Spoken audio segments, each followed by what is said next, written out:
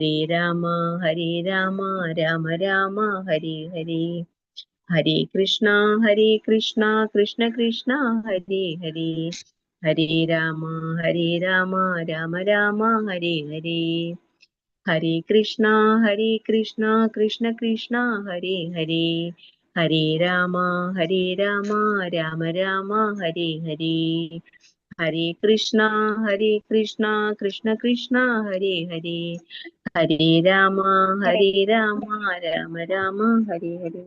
हरे कृष्ण। हरे कृष्ण। उपज्ञानतिमिरान्धस्य ज्ञानाञ्जनशलाकया चक्षुरुन्मीलितं येन तस्मै श्रीगुरवे नमः। श्रीचैतन्यमनोभीष्टं स्थापितं येन भूतले स्वयं रूप कथा मह्यं ददाति सुपदान्तिकं।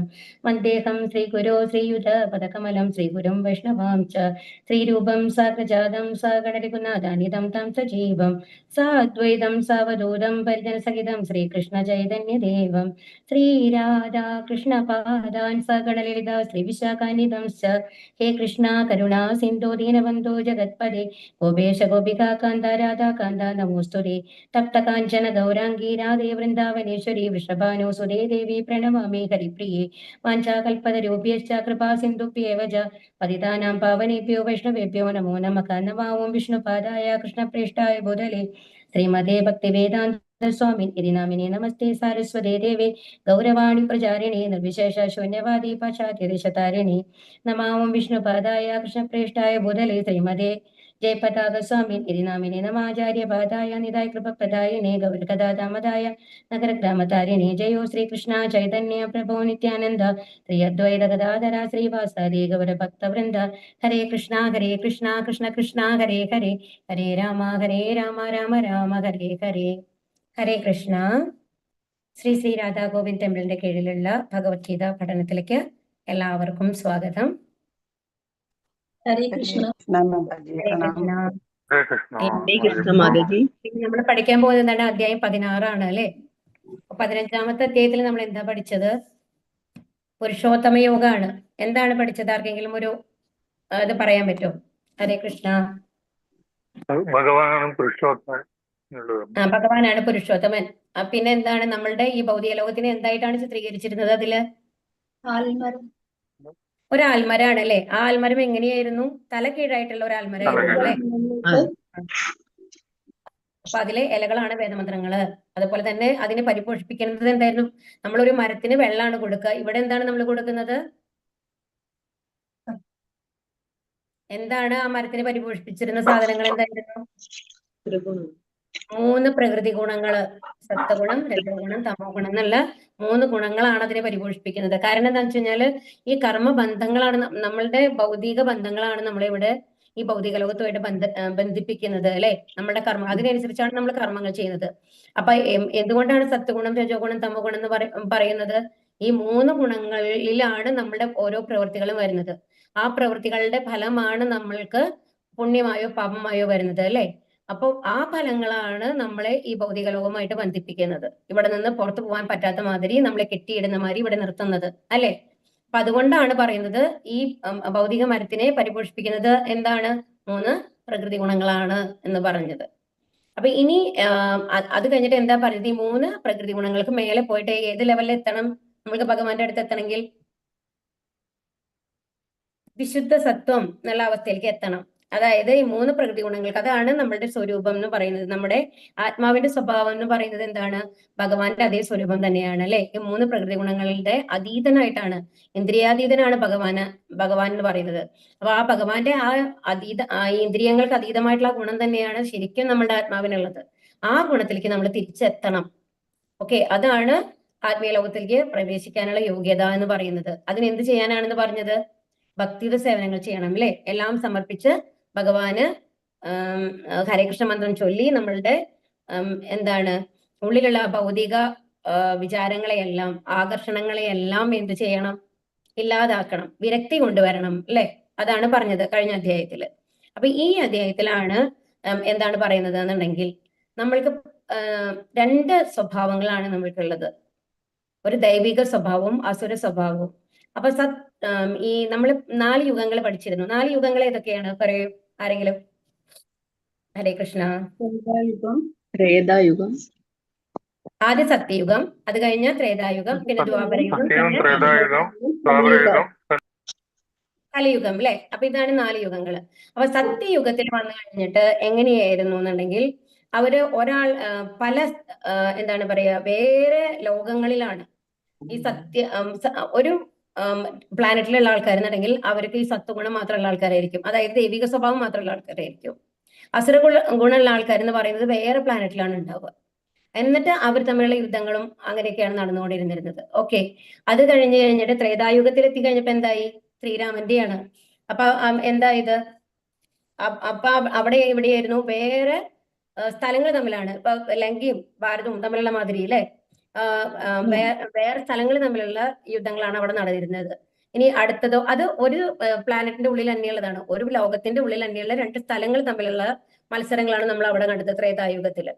ഓക്കെ, അത് കഴിഞ്ഞിട്ട് ഇപ്പോ ആദ്യത്തെ സത്യയുഗത്തിൽ നമ്മൾ ഉദാഹരണം പറയാൻ പറ്റുകയാണെങ്കിൽ ഹിരണ്യാക്ഷൻ, വരാഹ ദേവനൊക്കെ കൊണ്ടുപോയി ഒളിപ്പിച്ചത് വേറെ ഏതോ പ്ലാനറ്റിലാണ്, ഈ ലോകത്തിലുള്ളതല്ല ശരിക്കും ഭൂമി ദേവിയെ കൊണ്ട് ഒളിപ്പിച്ചു വെച്ചത്. ഓക്കെ, ഇനി രണ്ടാമത്തേൽ വന്നു കഴിഞ്ഞിട്ട് അധികം വ്യത്യാസമില്ല അല്ലെ, ലങ്കയും ഭാരതവും തമ്മിലുള്ള ഒരു ഇതാണ് അവിടെ നമ്മൾ കണ്ടത്. അപ്പൊ അത് ഈ ഭൂലോകത്തിൽ തന്നെ ഉള്ളതാണ്, 2 സ്ഥലങ്ങൾ തമ്മിലുള്ള ഒരു വഴക്കായിട്ടാണ് നമ്മൾ കണ്ടത് അല്ലെ. അസുര സ്വഭാവം ലങ്കയിലും, മറ്റേത് വന്നു കഴിഞ്ഞിട്ട് ദൈവിക സ്വഭാവമുള്ളത് ശ്രീരാമനെയാണല്ലോ നമ്മൾ പ്രതിനിധീകരിക്കുന്നത്. അപ്പം അത് അങ്ങനെയാണ് വരുന്നത്. ഇനി അടുത്തത് വന്നു കഴിഞ്ഞപ്പോ ദ്വാപരയുഗ ആയിപ്പോ എങ്ങനെയായത്? അതായത് പാണ്ഡവന്മാരും കൗരവന്മാരും യുദ്ധം നടന്നത് അതെങ്ങനെയാണ്? ഒരേ ഫാമിലിയിൽ തന്നെ 2 കൂട്ടർ അല്ലെ, വലിയച്ഛന്റെയും ചെറിയച്ഛന്റെയും മക്കളാണ് തമ്മിലാണ് അടി നടന്നത്.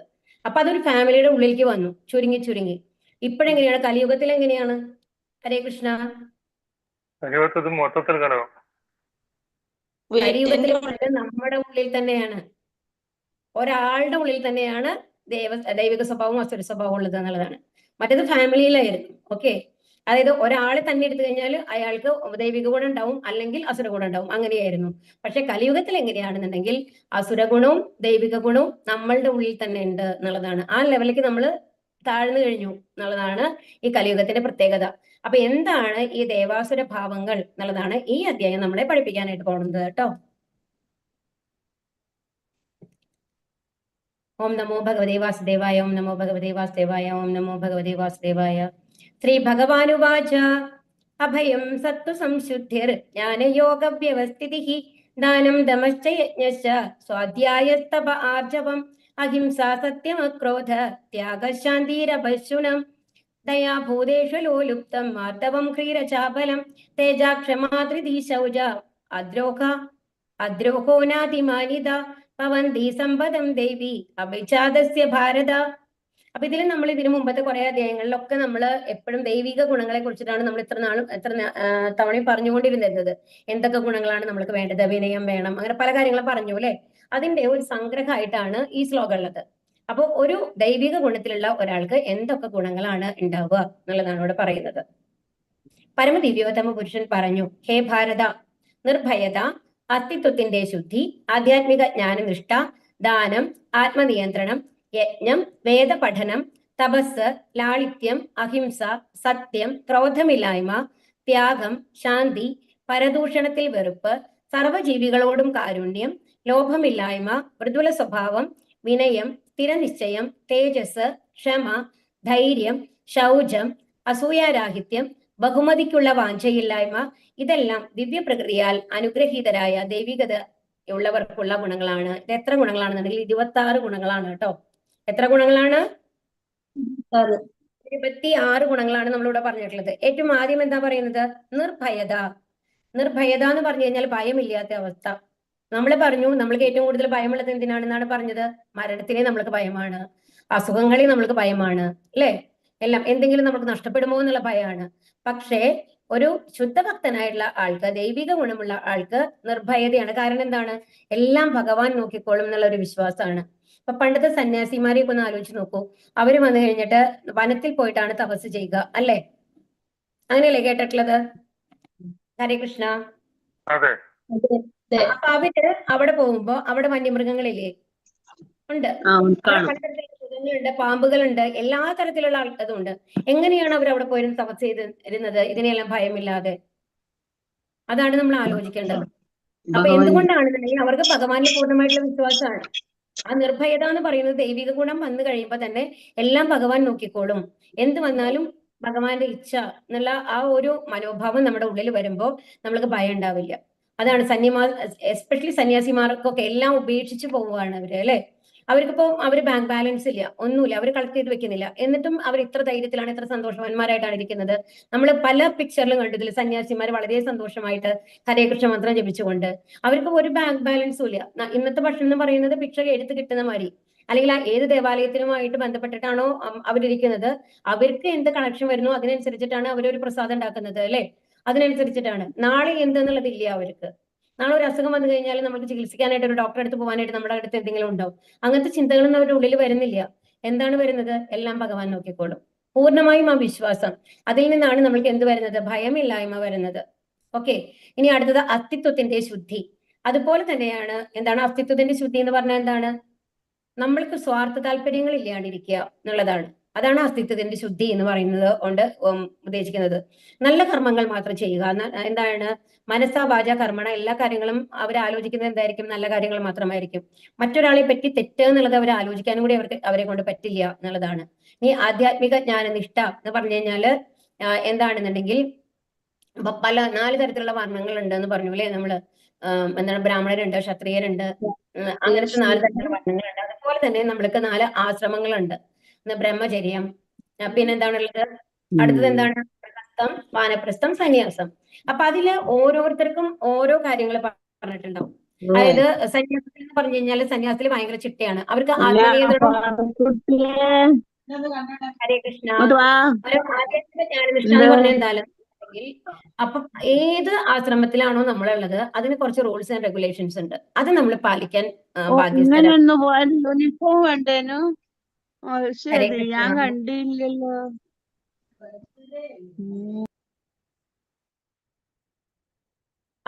ഇപ്പൊ ഇവിടെ എന്താ പറയുന്നത് എന്നുണ്ടെങ്കിൽ, അതില് ഇപ്പൊ ഒരു ബ്രഹ്മചര്യമുള്ള ആൾക്കാരാണെന്നുണ്ടെങ്കിൽ എന്ത് വേണം?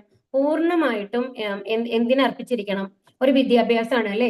പണ്ട് കാലത്ത് നമ്മുടെ ഗുരുകുല വിദ്യാഭ്യാസമാണ്, അത് കുറച്ചും കൂടി എളുപ്പമാണ്.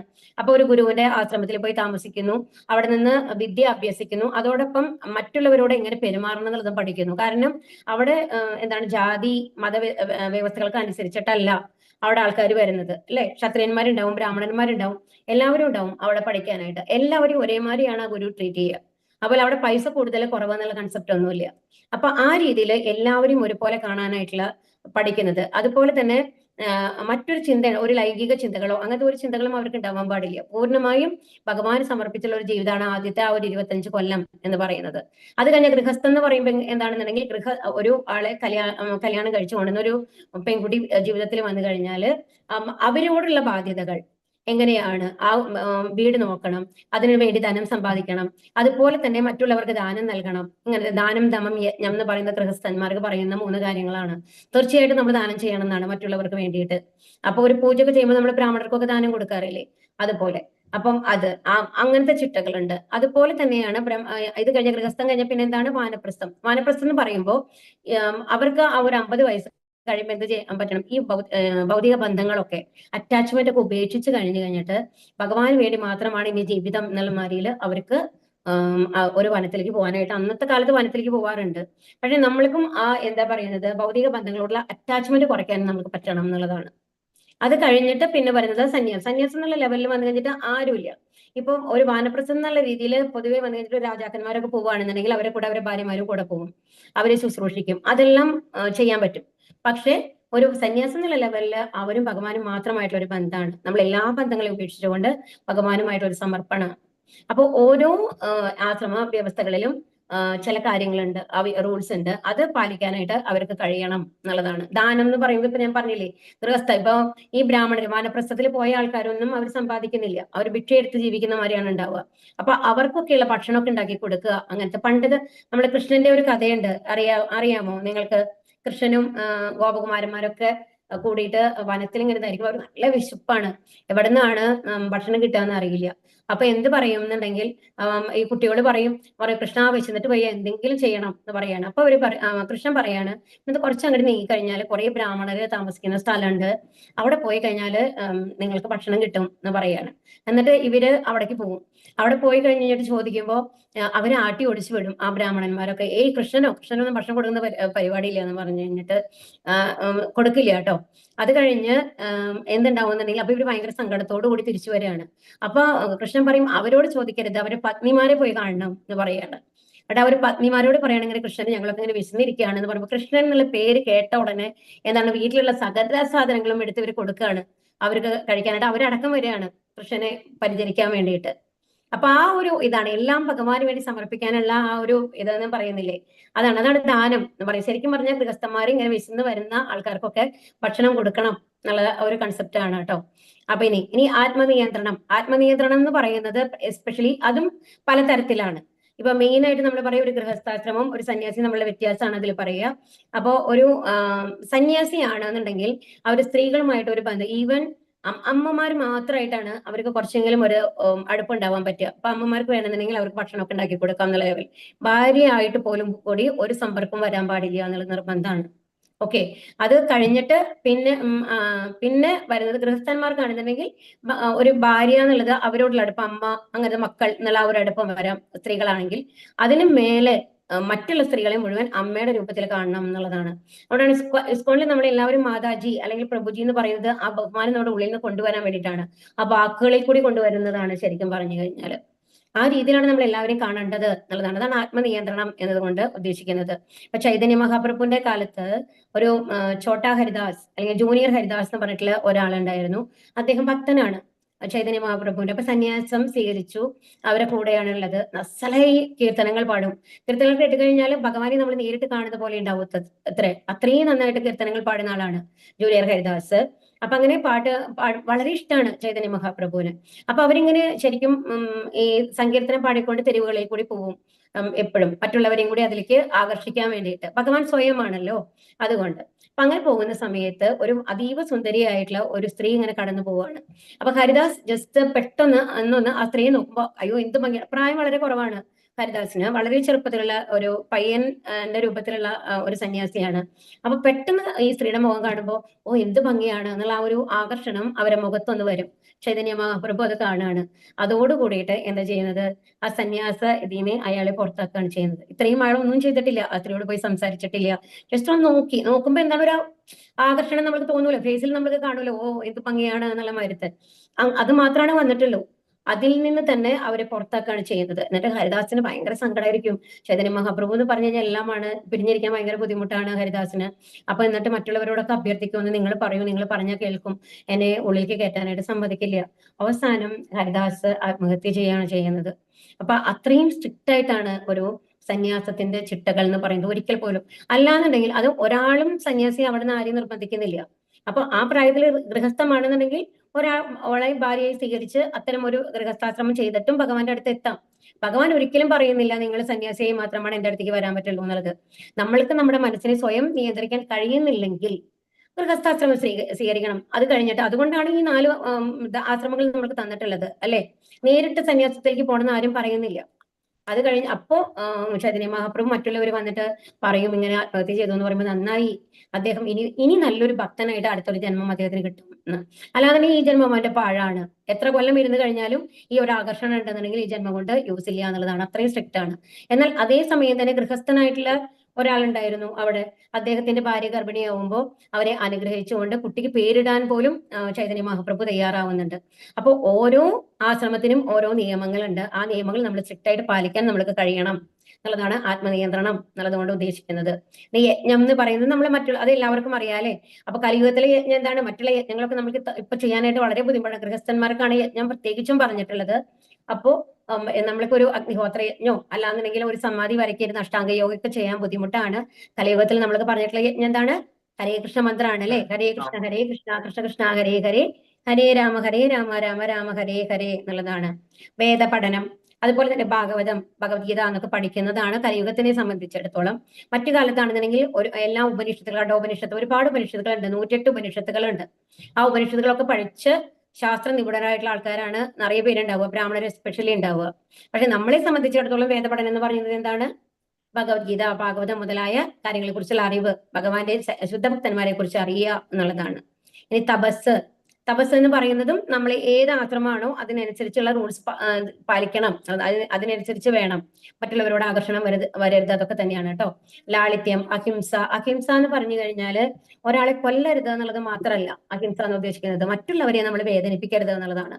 അപ്പൊ വാക്കുകൾ കൊണ്ട് പോലും നമ്മൾ സംസാരിക്കുമ്പോൾ മറ്റുള്ളവർക്ക് ദുഃഖം വരുമോ എന്ന് ആലോചിച്ചിട്ട് വേണം സംസാരിക്കണമെങ്കിൽ എന്നുള്ളതാണ് പറയുന്നത്. ഇതിൽ സാധാരണഗതിയിൽ ഒരാൾ നമ്മളെ കുറ്റപ്പെടുത്തി കഴിഞ്ഞാൽ ഒരു ശുദ്ധഭക്തനായിട്ടുള്ള ആൾക്ക് അതിന് വിഷമം തോന്നില്ല. കാരണം എന്താണ്, അത് അവരെങ്ങനെയാണ് അതിനെ കാണുന്നത്? എങ്ങനെയാ കാണുന്നത്? നമ്മളും അങ്ങനത്തെ തെറ്റുകൾ ചെയ്തിട്ടുണ്ടാവും, നമ്മുടെ കർമ്മഫലങ്ങൾ കൊണ്ടാണ് അത്തരം ഒരു സാഹചര്യത്തിൽ നമ്മൾ വന്നു നിൽക്കുന്നത് എന്നുള്ള അറിവ് അവർക്ക് ഉണ്ടാവും. അതുകൊണ്ട് തന്നെ ആരെങ്കിലും നമ്മളെ കുറ്റപ്പെടുത്തി കഴിഞ്ഞാൽ നമ്മൾ ചിലപ്പോൾ തെറ്റ് ചെയ്തിട്ടുണ്ടാവില്ല. അപ്പൊ നമ്മൾക്ക് എന്താ മനസ്സിലാവുന്നത്, ഇതേമാതിരി തെറ്റ് ചെയ്യാത്ത ഒരാളെ ഞാൻ ഏതോ ഒരു ജന്മത്തിൽ ഞാൻ കുറ്റപ്പെടുത്തിയിട്ടുണ്ട്. ആ ഒരു സന്ദർഭമാണ് നമ്മൾക്ക് തിരിച്ചു തരുന്നത്. നമ്മളെ എല്ലാ ആക്ഷൻസിനും ഒരു റിയാക്ഷൻ ഉണ്ട് അല്ലെ? അതുകൊണ്ടാണ് അങ്ങനെ വരുന്നത് എന്ന് മനസ്സിലാക്കാനുള്ള ബുദ്ധി അവർക്ക് ഉണ്ടാവും. അതുകൊണ്ട് തന്നെ അവര് മറ്റുള്ളവരെ ദ്രോഹിക്കില്ല, അവർ സംസാരിക്കുമ്പോൾ മറ്റുള്ളവരെ ദുഃഖിപ്പിക്കില്ല. അങ്ങനെയാണ്, സത്യം മാത്രമാണ് അവർ സംസാരിക്കുള്ളൂ. ക്രോധം, അവർക്ക് ദേഷ്യം വരില്ല അല്ലെ? ദേഷ്യം എപ്പോഴാണ് വരുന്നത്? നമ്മൾ വലിയ ആളാണ്, എന്റെ ഇഷ്ടത്തിനനുസരിച്ച് കാര്യങ്ങൾ നടക്കുന്നില്ല എന്നുള്ളത് വരുമ്പോഴാണ്. എനിക്കേ ഇഷ്ടങ്ങളില്ലെങ്കിൽ എനിക്ക് ആരോടും ദേഷ്യമില്ലല്ലോ, വരുന്നതെല്ലാം ദൈവത്തിന്റെ ഇച്ഛയാണ്. ആ ഒരു രീതിയിലാണ് അവർ അതിനെ കാണുന്നത്. ത്യാഗം, ശാന്തി, അതുപോലെ തന്നെ ത്യാഗം. അപ്പൊ നമ്മൾക്ക് മറ്റുള്ളവരുടെ വേണ്ടിയിട്ട് എന്ത് ത്യജിക്കാനായിട്ട് അവര് തയ്യാറാവും എന്നുള്ളതാണ്. ഇപ്പൊ നമ്മുടെ ശുദ്ധഭക്തി, ഇപ്പൊ പ്രഭാതയെ തന്നെ നോക്കൂ, അദ്ദേഹത്തിന്റെ ഫാമിലി ലൈഫ്, അദ്ദേഹത്തിന്റെ അത്രയും വലിയ ബിസിനസ് എല്ലാം ഉപേക്ഷിച്ചിട്ടാണ് എന്താണ് നമ്മളെ പോലുള്ള ബദ്ധാത്മാക്കളെ തിരിച്ച് ഭഗവത് സന്നിധിയിലേക്ക് കൊണ്ടുപോകാൻ ഗുരുവിന്റെ ആജ്ഞ അനുസരിച്ച് അദ്ദേഹം എവിടെ പോയത്? അമേരിക്കൻ ഐക്യനാടുകളിൽ. എത്ര ഡേഞ്ചറസ് ആയിട്ടുള്ള ഒരു സിറ്റുവേഷൻ ആയിരുന്നു എന്നുള്ളത് മനസ്സിലാക്കണം. അവരെല്ലാവരും കഞ്ചാവും എന്താണ് കുടിച്ച് അങ്ങനെ ബോധമില്ലാത്ത ലെവലില് മത്ത് പിടിച്ച് നടക്കുന്ന ആൾക്കാരുടെ ഇടയിലേക്കാണ് പ്രഭാതർ പോകുന്നത്. പ്രഭാതരുടെ കയ്യിൽ ഒരു പൈസ പോലും ഇല്ല. ആ കൂടി കയ്യിലുള്ളത് ഹരേകൃഷ്ണ മന്ത്രം മാത്രമാണ്. അത് പാർക്കിൽ നിന്ന് ഹരേകൃഷ്ണ മന്ത്രം ജപിക്കുകയാണ് ചെയ്തിരുന്നത്. അതിൽ ആകൃഷ്ടരായിട്ട് വന്ന ആൾക്കാരാണ് ഇതിന്റെ കൂടെ ഹരേകൃഷ്ണ മന്ത്രം ജപിക്കാൻ തുടങ്ങുകയാണ് ചെയ്യുന്നത്. അവിടെ അവർക്ക് പ്രസാദം ഉണ്ടാക്കി കൊടുത്തിട്ടാണ് പ്രഭാത അവരെ ആകർഷിക്കുന്നത് തന്നെ. അപ്പൊ ശരിക്കും പറഞ്ഞു കഴിഞ്ഞാൽ അവര് അത് ഉപേക്ഷിച്ചിട്ടൊന്നുമില്ല, ഈ ഡ്രഗ്സ് ഒന്നും.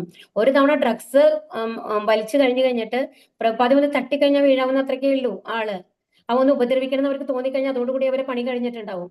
അപ്പൊ ഇതൊന്നും ഭയപ്പെടാണ്ട് ഭഗവാനിൽ മാത്രം വിശ്വസിച്ചുകൊണ്ട് എല്ലാം മറ്റുള്ളവർക്ക് വേണ്ടി ത്യജിക്കാൻ തയ്യാറായിട്ടുള്ള ആൾക്കാരായിരുന്നു ശുദ്ധഭക്തന്മാര് എന്നുള്ളത് നമ്മൾ മനസ്സിലാക്കണം. അത് ഇപ്പോഴും കൂടി അത്രയും നിറയെ പേരുണ്ട്.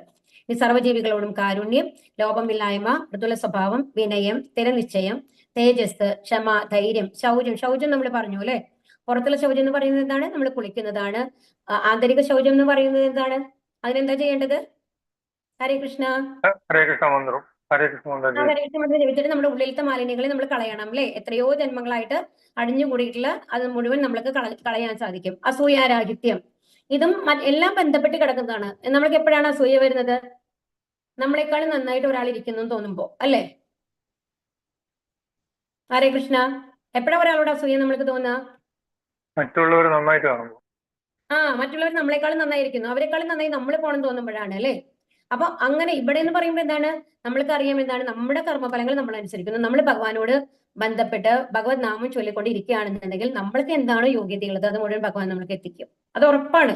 ഏത് രീതിയിലായാലും നമ്മൾക്കത് കിട്ടിയിരിക്കും. നമ്മൾക്ക് തരാനുള്ള ഒരു സാധനം ഭഗവാൻ തരാതിരിക്കില്ല. എന്നാൽ നമ്മൾക്ക് അർഹതയില്ലാത്ത സാധനങ്ങൾ നമ്മൾ എത്ര ആഗ്രഹിച്ചാലും നമ്മൾക്ക് കിട്ടൂല. ഇത് രണ്ടും നമ്മൾ മനസ്സിലാക്കണം. ഇത് മനസ്സിലാക്കി കഴിഞ്ഞാൽ നമുക്ക് ആരോടും അസൂയ തോന്നില്ല എന്നുള്ളതാണ്. ബഹുമതിക്കുള്ള വാഞ്ചയില്ലായ്മ, ഇതെല്ലാം ദിവ്യ പ്രകൃതിയാൽ അനുഗ്രഹീതരായ ദേവി. അവർക്ക് ബഹുമതിക്ക് വാഞ്ച ഉണ്ടാവോ? ഇല്ല. കാരണം എന്താ? ഇപ്പൊ അർജുനൻ യുദ്ധം ചെയ്തു അല്ലെ?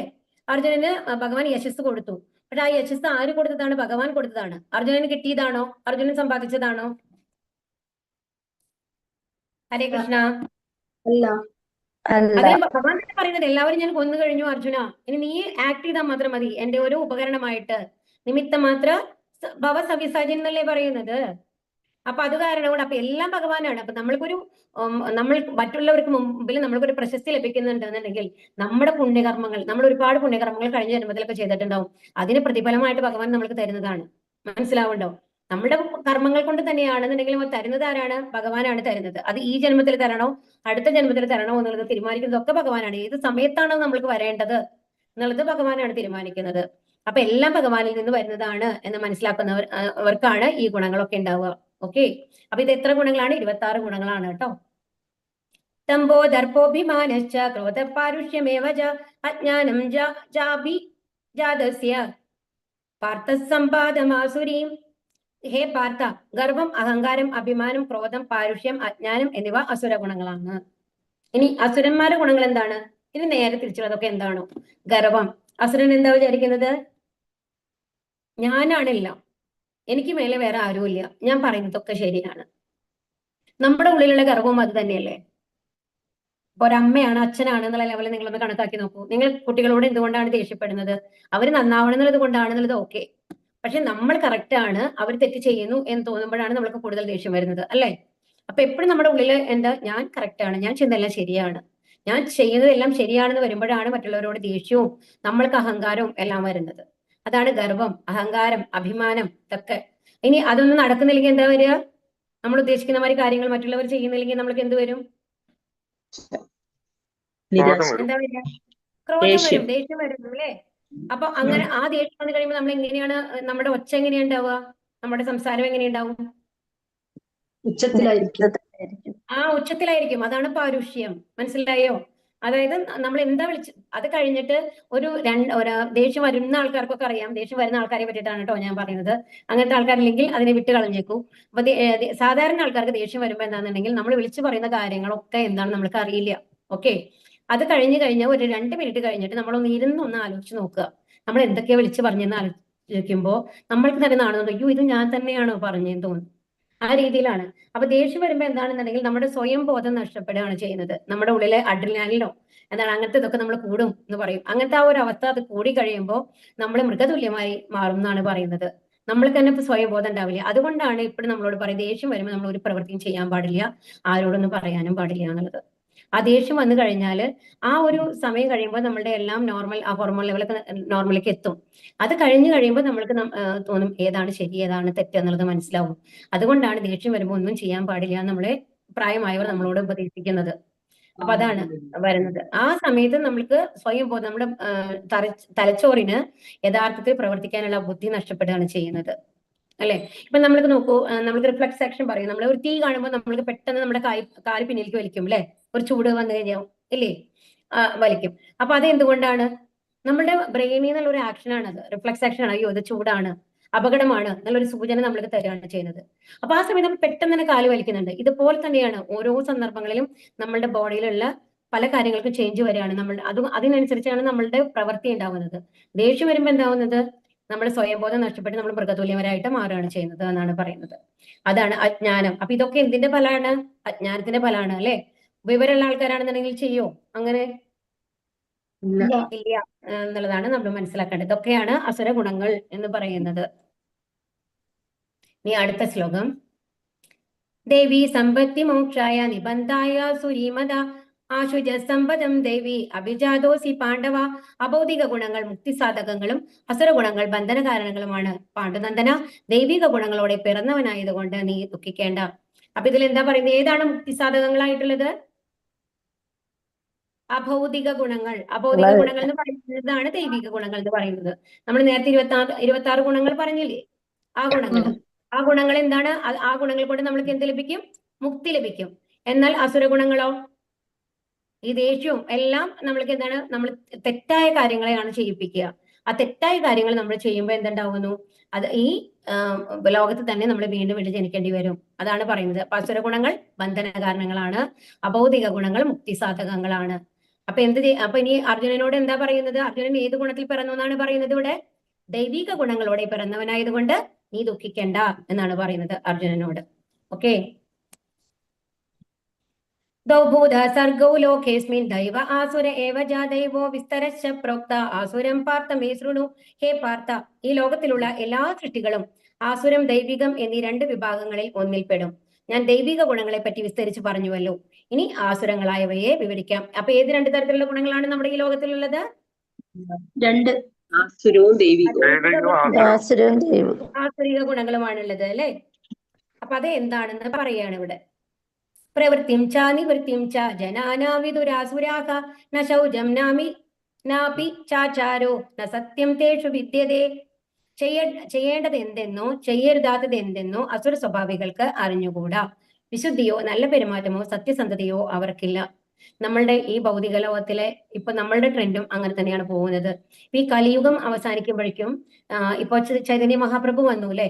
അപ്പൊ ഇനി ഒരു 10,000 കൊല്ലം വരയ്ക്കും നമ്മൾക്ക് വന്നു കഴിഞ്ഞിട്ട് ഈ ദൈവിക ഗുണങ്ങൾ ഉണ്ടാവും എന്നാണ് പറയുന്നത്. അതിനുശേഷം അത് കുറഞ്ഞു വന്ന് അസുര ഗുണങ്ങൾ മാത്രമായി തീരും ഇത്ര.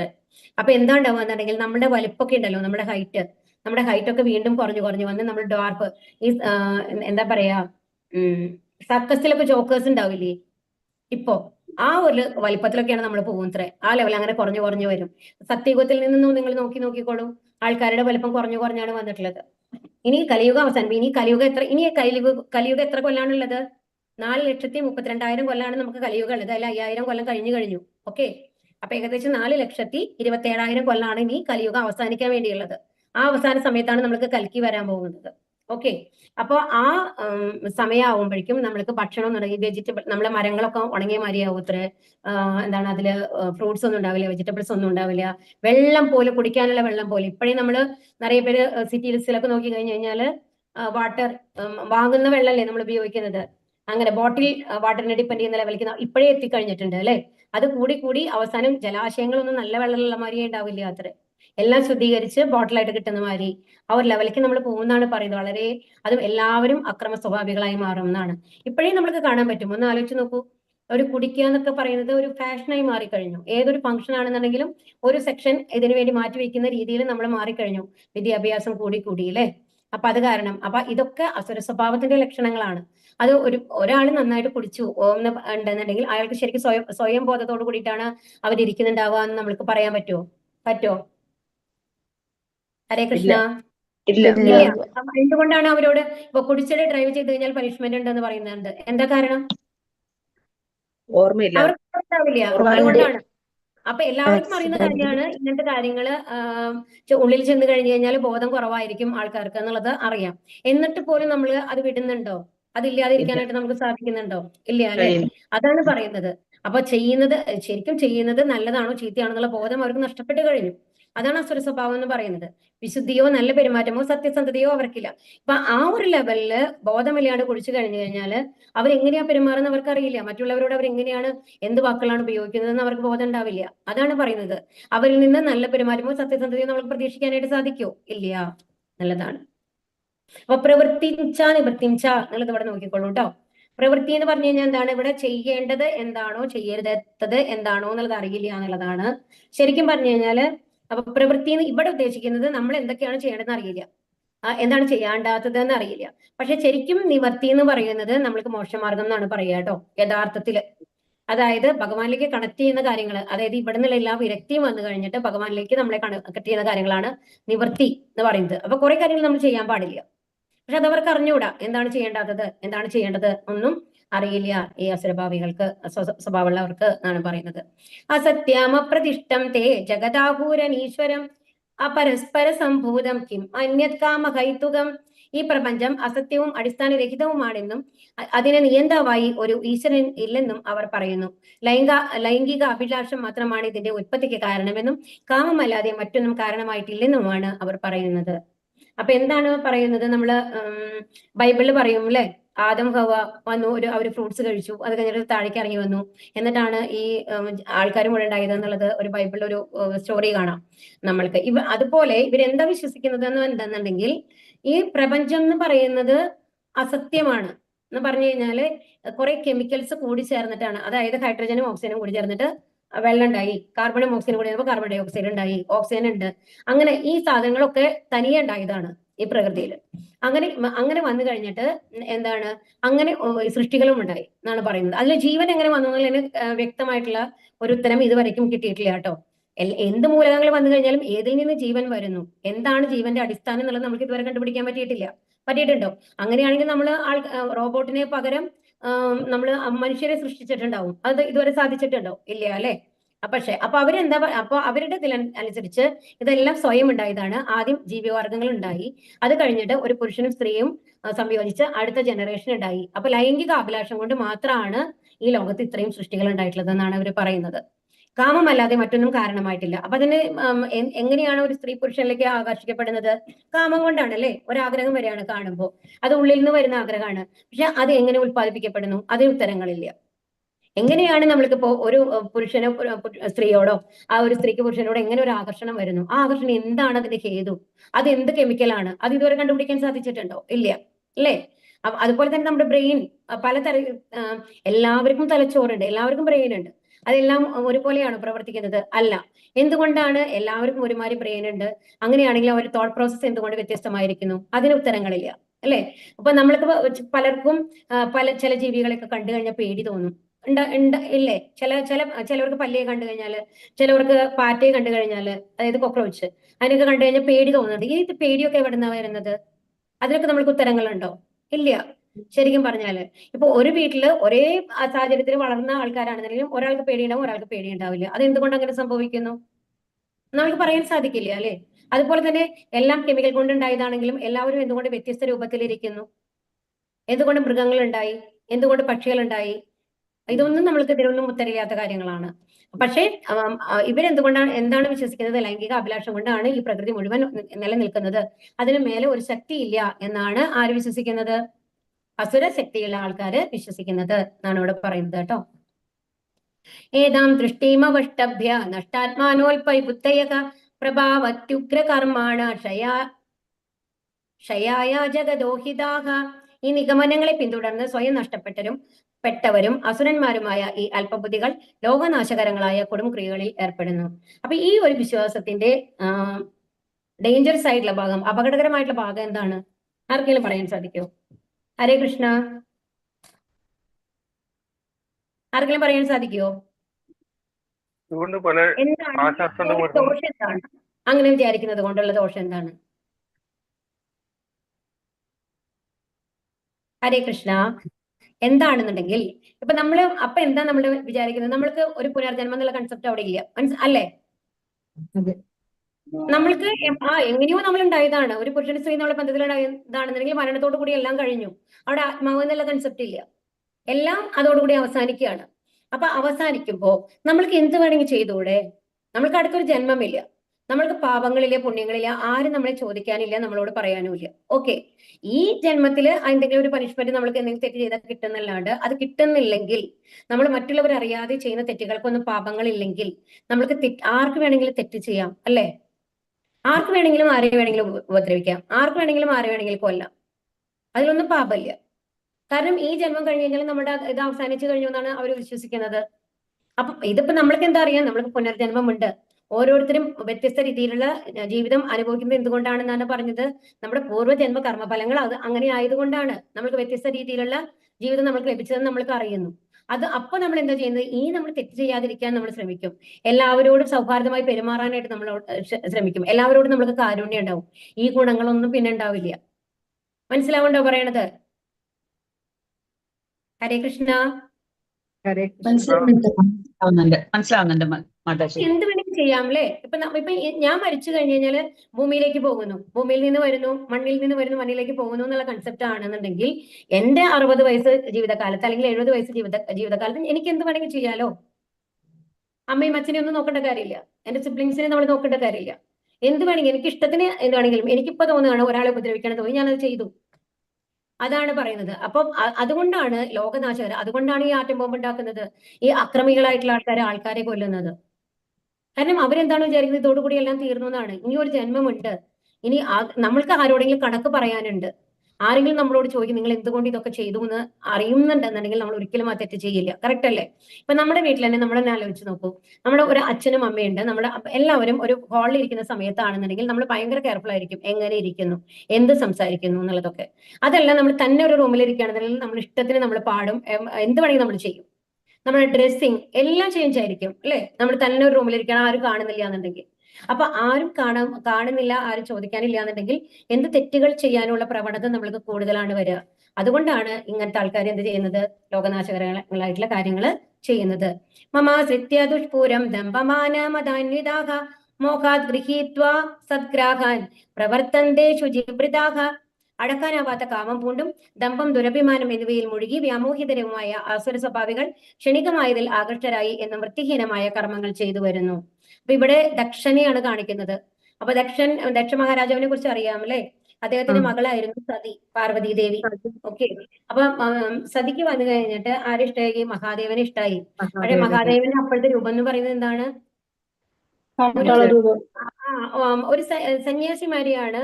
അതുപോലെ തന്നെ ഈ ഒരു വൽക്കലം, വൃത്തി എന്നൊന്നും പറയാനുണ്ടാവില്ല, ഭൂതരണങ്ങളെ തലയോട്ടിക്കൊണ്ടുള്ള ഒരു മാല ഇട്ടിട്ടുണ്ടാവും. അങ്ങനത്തെ ഉള്ള ഒരു രൂപമാണ്, മരമുരിമാരിയാണ് ഉടുത്തിരിക്കുന്നത്. അങ്ങനത്തെ ഒരാളായിട്ടാണ് പരമശിവൻ പ്രത്യക്ഷപ്പെടുന്നത്.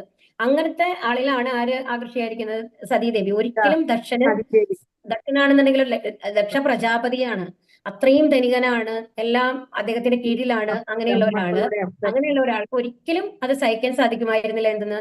സതി വന്നു കഴിഞ്ഞിട്ട് മഹാദേവനെ കല്യാണം കഴിക്കുന്നത്. പക്ഷെ അവര് കല്യാണം കഴിച്ചു പോവുകയാണ്. അത് കഴിഞ്ഞു കഴിഞ്ഞിട്ട് ഇത് ഒരു ചലഞ്ച് ആയിട്ട് ആരെന്ത് ചെയ്യുന്നു? ഞാൻ വലിയ ആളാണെന്ന് കാണിക്കാൻ വേണ്ടിയിട്ട് ദക്ഷൻ എന്താ ചെയ്യുന്നത്? യാഗം നടത്തുകയാണ് അല്ലെ? ആ യാഗത്തിൽ ബാക്കി എല്ലാവരെയും ക്ഷണിക്കും, എന്നാൽ ഈ ശിവപാർവതിയെ ക്ഷണിക്കില്ല. അതായത് സതിയെ ക്ഷണിക്കില്ല, ഭർത്താവിനെ ക്ഷണിക്കില്ല. അപ്പൊ സതിക്ക് ഭയങ്കര വിഷമവും. എല്ലാവരും വന്നു കഴിഞ്ഞിട്ട് ഇങ്ങനെ സതിയോട് പറയും, ഇത്ര വലിയ ഇതാണ്, എല്ലാവരും 3 ലോകങ്ങളിലുള്ള ആൾക്കാർ അവിടെ വന്ന് പങ്കെടുക്കുന്നുണ്ട്, അത്രയും വലിയ യാഗമാണ്, അത്രയും പേരെയാണ് ക്ഷണിച്ചിട്ടുള്ളത്, അത്രയും വിപുലമായ സജ്ജീകരണങ്ങളാണെന്ന് കേൾക്കുമ്പോൾ സതിക്ക് എന്തൊക്കെ പറയാൻ അച്ഛനാണല്ലോ. അപ്പൊ കാണുന്ന ഇങ്ങനെ ആഗ്രഹം തോന്നാണ്. എന്നിട്ട് ശിവനോട് ചോദിക്കും, അവർ ഞാൻ പോയിക്കോട്ടെ? ചോദിക്കും, പറയും വേണ്ട, അവിടെ പോയാൽ അപമാനിതന് ആവാനുള്ള സാധ്യതയുണ്ട്, അവിടെ പോവാതിരിക്കുകയാണ് നല്ലതെന്ന് പറയും. ഇല്ല, സാരില്ല എന്ന് പറഞ്ഞിട്ട് സതി പോവുകയാണ്. സതി പോകുമ്പോൾ അവിടെ എന്താണ്? അവിടെ ബാക്കി എല്ലാവരും ബഹുമാനിക്കപ്പെടുന്നുണ്ട്. സതിയെ ആരും തിരിഞ്ഞു നോക്കുന്നില്ല, കണ്ടഭാവം നടിക്കുന്നില്ല, വളരെ നികൃഷ്ടമായിട്ടാണ് പെരുമാറുന്നത് അല്ലെ? ഒരു വിലയില്ലാത്ത മാതിരി. അതുപോലെ തന്നെ ആരാണ്? മഹാദേവനെ കുറിച്ച് കുറച്ച് ചീത്ത വാക്കുകൾ ആരുപയോഗിക്കുന്നുണ്ട്? ദക്ഷൻ ഉപയോഗിക്കുന്നുണ്ട്, ഇൻസൾട്ട് ചെയ്തിട്ട് അല്ലെ? അപ്പം അത് കാരണം കൊണ്ട് ഇത് കേട്ട് കഴിയുമ്പോൾ സതിക്ക് വളരെ വിഷമം തോന്നി. എന്ത് ചെയ്യാണ്? ചാടി ആത്മഹത്യ ചെയ്യാണ് ചെയ്യുന്നത് അല്ലെ? ഇതറിഞ്ഞ് മഹാദേവൻ വരികയാണ്. മഹാദേവൻ വന്നു കഴിഞ്ഞിട്ട് പത്നി പോയ ദുഃഖം എല്ലാം കൊണ്ട് ഒരുപാട് ദേഷ്യം വന്നിട്ട് എന്താണ്? ദക്ഷനെ കൊല്ലുകയാണ്. ദക്ഷനെ കൊന്നു കഴിഞ്ഞിട്ട് എന്താണ്? അപ്പൊ എന്നിട്ട് മറ്റുള്ളവരെല്ലാവരും അഭ്യർത്ഥിക്കും. ആരോട്? ശിവനോട്. എന്താ അഭ്യർത്ഥിക്കും? അത്രയും വലിയൊരു യാഗമാണെന്ന് മുടങ്ങി കഴിഞ്ഞു കഴിഞ്ഞാല് അത്രയും എന്താണ് ദുഃഖങ്ങളും ദോഷങ്ങളുമാണ് ഈ ലോകത്തുള്ള എല്ലാവർക്കും വരാൻ പോകുന്നത്. അത് തടയാൻ പാടില്ല, അത് യജ്ഞം എങ്ങനെയെങ്കിലും നടക്കണം എന്ന് പറഞ്ഞു കഴിഞ്ഞിട്ട് അദ്ദേഹം ദക്ഷനെ പുനരുജ്ജീവിപ്പിക്കുകയാണ് ചെയ്യുന്നത്, ആടിന്റെ തല വെച്ചിട്ട്. ഇതാണ് സ്റ്റോറി. അപ്പൊ എന്താണെന്ന് എന്നുണ്ടെങ്കിൽ ഇത് കാമം, ദമ്പം, ദുരഭിമാനം, ഇതാണ് അസുര സ്വഭാവികളുടെ ഏറ്റവും വലിയ ഒരു ദോഷം എന്ന് പറയുന്നതാണ്. നമ്മൾ വലിയ ആളാണ് തോന്നുമ്പോൾ അവർക്ക് എന്താണ് ചെയ്യേണ്ടതെന്ന് അറിയില്ല. അത് മറ്റുള്ളവരെ ദുഃഖിപ്പിക്കുന്നു എന്നുള്ളത് പോലെ അവർ ഒരിക്കലും ആലോചിക്കൂല. സ്വന്തം മകളായിട്ട് പോലും ദക്ഷന് ആ അഭിമാനം, ദുരഭിമാനം കൊണ്ട് സ്വന്തം ജീവിതം തന്നെ അപകടത്തിലാക്കേണ്ടി വന്നു അല്ലെ? അപ്പൊ എല്ലാ അസുര സ്വഭാവമുള്ളവരുടെയും അവസാനം ഇതാണ്, അവർ തന്നെ സ്വയം നശിക്കും എന്നുള്ളതാണ് നമ്മൾ മനസ്സിലാക്കേണ്ടത്. ഇതാണ് സ്റ്റോറി. ഇന്ദ്രിയ സന്ദർപ്പണമാണ് മാനുഷിക സംസ്കാരത്തിൽ അവർ കരുതുന്നു. അക്കാരണത്താൽ ജീവിതാവസാനം വരെയും അളവറ്റ വ്യാകുലതയോടെ കഴിഞ്ഞുകൂടേണ്ടതായും വരുന്നു. അനേകായിരം ആഗ്രഹങ്ങളുടെ വലക്കെട്ടിൽ അകപ്പെട്ട കാമക്രോധങ്ങൾക്ക് അധീനരായി സുഖഭോഗങ്ങൾക്കായി അന്യായമായിട്ടെങ്കിലും അവർ ധനം സമ്പാദിക്കുന്നു. അപ്പൊ എന്താണ്? നമ്മൾക്ക് നമ്മുടെ ഇന്ദ്രിയ സന്ദർപ്പണമാണ് എന്ന് പറഞ്ഞു കഴിഞ്ഞാല് ആഗ്രഹങ്ങൾ, അതെന്ന് പറയുന്നത് ഒരു ലൈംഗിക ആഗ്രഹം മാത്രമല്ല കേട്ടോ, എല്ലാ ആഗ്രഹങ്ങളും. രാജ്യം വേണം എന്നുള്ളത്. ഇപ്പൊ അന്നത്തെ കാലത്ത് ഇപ്പൊ ഇവിടെ കംസനെയാണ് കാണിക്കുന്നത്. നോക്കൂ, ദേവകി മാതാവിനെ, അതെല്ലാവർക്കും അറിയുന്ന കഥയാണല്ലോ അല്ലെ? അപ്പൊ അശരീരി കേൾക്കാണ്, എട്ടാമത്തെ മകൻ, ദേവകിയുടെ 8ാമത്തെ മകൻ നിങ്ങളെ കൊല്ലും. കേട്ട ഉടനെ എന്താ ചെയ്യുന്നത്? വാളെടുക്കാണ്. അപ്പൊ അനിയത്തിയാണോ, അനിയത്തിയുടെ ഭർത്താവാണോ എന്തെങ്കിലും ആലോചിക്കുന്നുണ്ടോ കംസൻ? ഇല്ല. അവിടെ എന്താ നമ്മൾക്ക് കാണുന്നത്? അസുര സ്വഭാവിയായിട്ട് ഒരാൾക്ക് ഞാൻ എന്നുള്ള കൺസെപ്റ്റ് മാത്രമേ ഉള്ളൂ, മറ്റുള്ളവർ എന്നുള്ളതില്ല. അത് അനിയത്തിയായാലും അമ്മയായാലും ഒരു കൊല്ലും നമ്മൾക്കെതിരായിട്ട് വന്നു കഴിഞ്ഞാൽ എന്നുള്ളതാണ് നമ്മൾ മനസ്സിലാക്കേണ്ടത്. അതാണ് യഥാർത്ഥത്തിൽ അസുര സ്വഭാവം. ആ സ്വഭാവമാണ് നമ്മളിൽ കൂടി കൊണ്ട് വന്നിരിക്കുന്നത് കലിയുഗത്തില്. കാരണം നമ്മുടെ വീട്ടിൽ തന്നെ ഇപ്പൊ നമ്മൾക്കൊരു മുമ്പ് എന്ന് പറയുമ്പോൾ ഒരു കൂട്ടുകുടുംബം ഉണ്ടായിരുന്നു, എല്ലാവരും കൂടിയിട്ട് ഒരു ചേട്ടനും മനിയനും എല്ലാവരും കൂടി ഒരുമിച്ച് താമസിക്കുന്ന ഒരു കൺസെപ്റ്റ് ഒക്കെ ഉണ്ടായിരുന്നു അല്ലെ? ഒരു അമ്മയുടെയും അച്ഛന്റെയും മക്കളും അവരുടെ വീട്ടുകാര്, അവരുടെ ഭാര്യമാരും മക്കളൊക്കെ ഒരു വീട്ടിൽ താമസിക്കുന്ന മാരത്തെ ഒരു കൺസെപ്റ്റ് പണ്ട് നമ്മൾക്ക് ഉണ്ടായിരുന്നു. ഇപ്പൊ നമ്മൾക്ക് അത് ആലോചിക്കാൻ സാധിക്കുമോ? ഇല്ല. ഇപ്പൊ എന്ന് പറയുമ്പോൾ ഒരു ന്യൂക്ലിയർ ഫാമിലിയാണ്, ഒരു അച്ഛൻ, അമ്മ, മക്കൾ. അതും അവർ കല്യാണം കഴിഞ്ഞ് കഴിഞ്ഞാൽ വീട്ടിൽ നിൽക്കില്ല, അവർ വേറൊരു വീട്ടിലേക്ക് പോവാണ് ചെയ്യുന്നത്. അപ്പൊ നമ്മൾക്ക് നമ്മളെ അല്ലാണ്ട് മറ്റേ ആരെയും ടോളറേറ്റ് ചെയ്യാൻ സാധിക്കുന്നില്ല എന്നുള്ള ഒരു ലെവലിലേക്ക് നമ്മൾ ചുരുങ്ങിക്കൊണ്ടിരിക്കുകയാണ് സത്യം പറഞ്ഞാല്. അതാണ് അസുര സ്വഭാവം എന്നും പറയുന്നത്. ഞാൻ എന്നുള്ള ഭാവത്തിലേക്ക് നമ്മൾ ചുരുങ്ങാണ് ചെയ്യുന്നത്. അതാണ് ഇവിടെ കാണിക്കുന്നത്. അപ്പോ എന്ത് ചെയ്യുന്നു? അന്യായമായിട്ട്. അപ്പൊ ധനസമ്പാദനത്തിനാണ് അവർക്ക് ഇൻട്രസ്റ്റ് എന്നുണ്ടെങ്കിൽ ആരെ കൊന്നിട്ടായാലും വേണ്ടില്ല, എനിക്ക് ധനം സമ്പാദിക്കണം എന്നുള്ള ലെവലിലേക്ക് നമ്മൾ പോവുകയാണ്. ഇപ്പൊ എത്രയോ ആൾക്കാരുണ്ട് അല്ലെ, നമ്മളുടെ അധോലോക ആൾക്കാരെയൊക്കെ നമ്മൾക്ക് കാണാം. അവരിൽ ഒരുപാട് പൈസയൊക്കെ ഉണ്ടാവും, പക്ഷെ എന്തിനു വേണ്ടിയിട്ടാണ് ഉപയോഗിക്കുന്നത്? മറ്റുള്ളവരെ നശിപ്പിക്കാൻ വേണ്ടിയിട്ട്. ഇപ്പൊ നമ്മുടെ രാജ്യങ്ങൾ തന്നെ നോക്കൂ, അമേരിക്കയും റഷ്യയൊക്കെ അത്രയും ഇതായിട്ടുള്ള ഡെവലപ്ഡ് ആയിട്ടുള്ള കൺട്രീസ് ആണ്. ഇപ്പൊ ചെറിയ രാജ്യങ്ങൾ നമ്മുടെ യുദ്ധത്തിൽ അവർ സഹായിച്ച് ഏത് രീതിയിലാണ് എല്ലാവരും കഷ്ടപ്പെടുന്നത് അല്ലെ, നമ്മൾക്ക് കാണാൻ സാധിക്കും നമ്മുടെ രാജ്യത്ത്. ഇതൊക്കെ അസുര സ്വഭാവങ്ങളാണ്. അസുര സ്വഭാവം ഇങ്ങനെ വിചാരിക്കും, ഇന്ന് എനിക്ക് ഇത്രയേറെ ധനമുണ്ട്, എന്റെ പദ്ധതികൾ അനുസരിച്ച് ഞാൻ ഇനിയും ധനം ആർജിക്കും, ഇത്രയും ധനം എനിക്കിപ്പോഴുണ്ട്, അത് ഭാവിയിൽ കൂടിക്കൂടി വരികയും ചെയ്യും.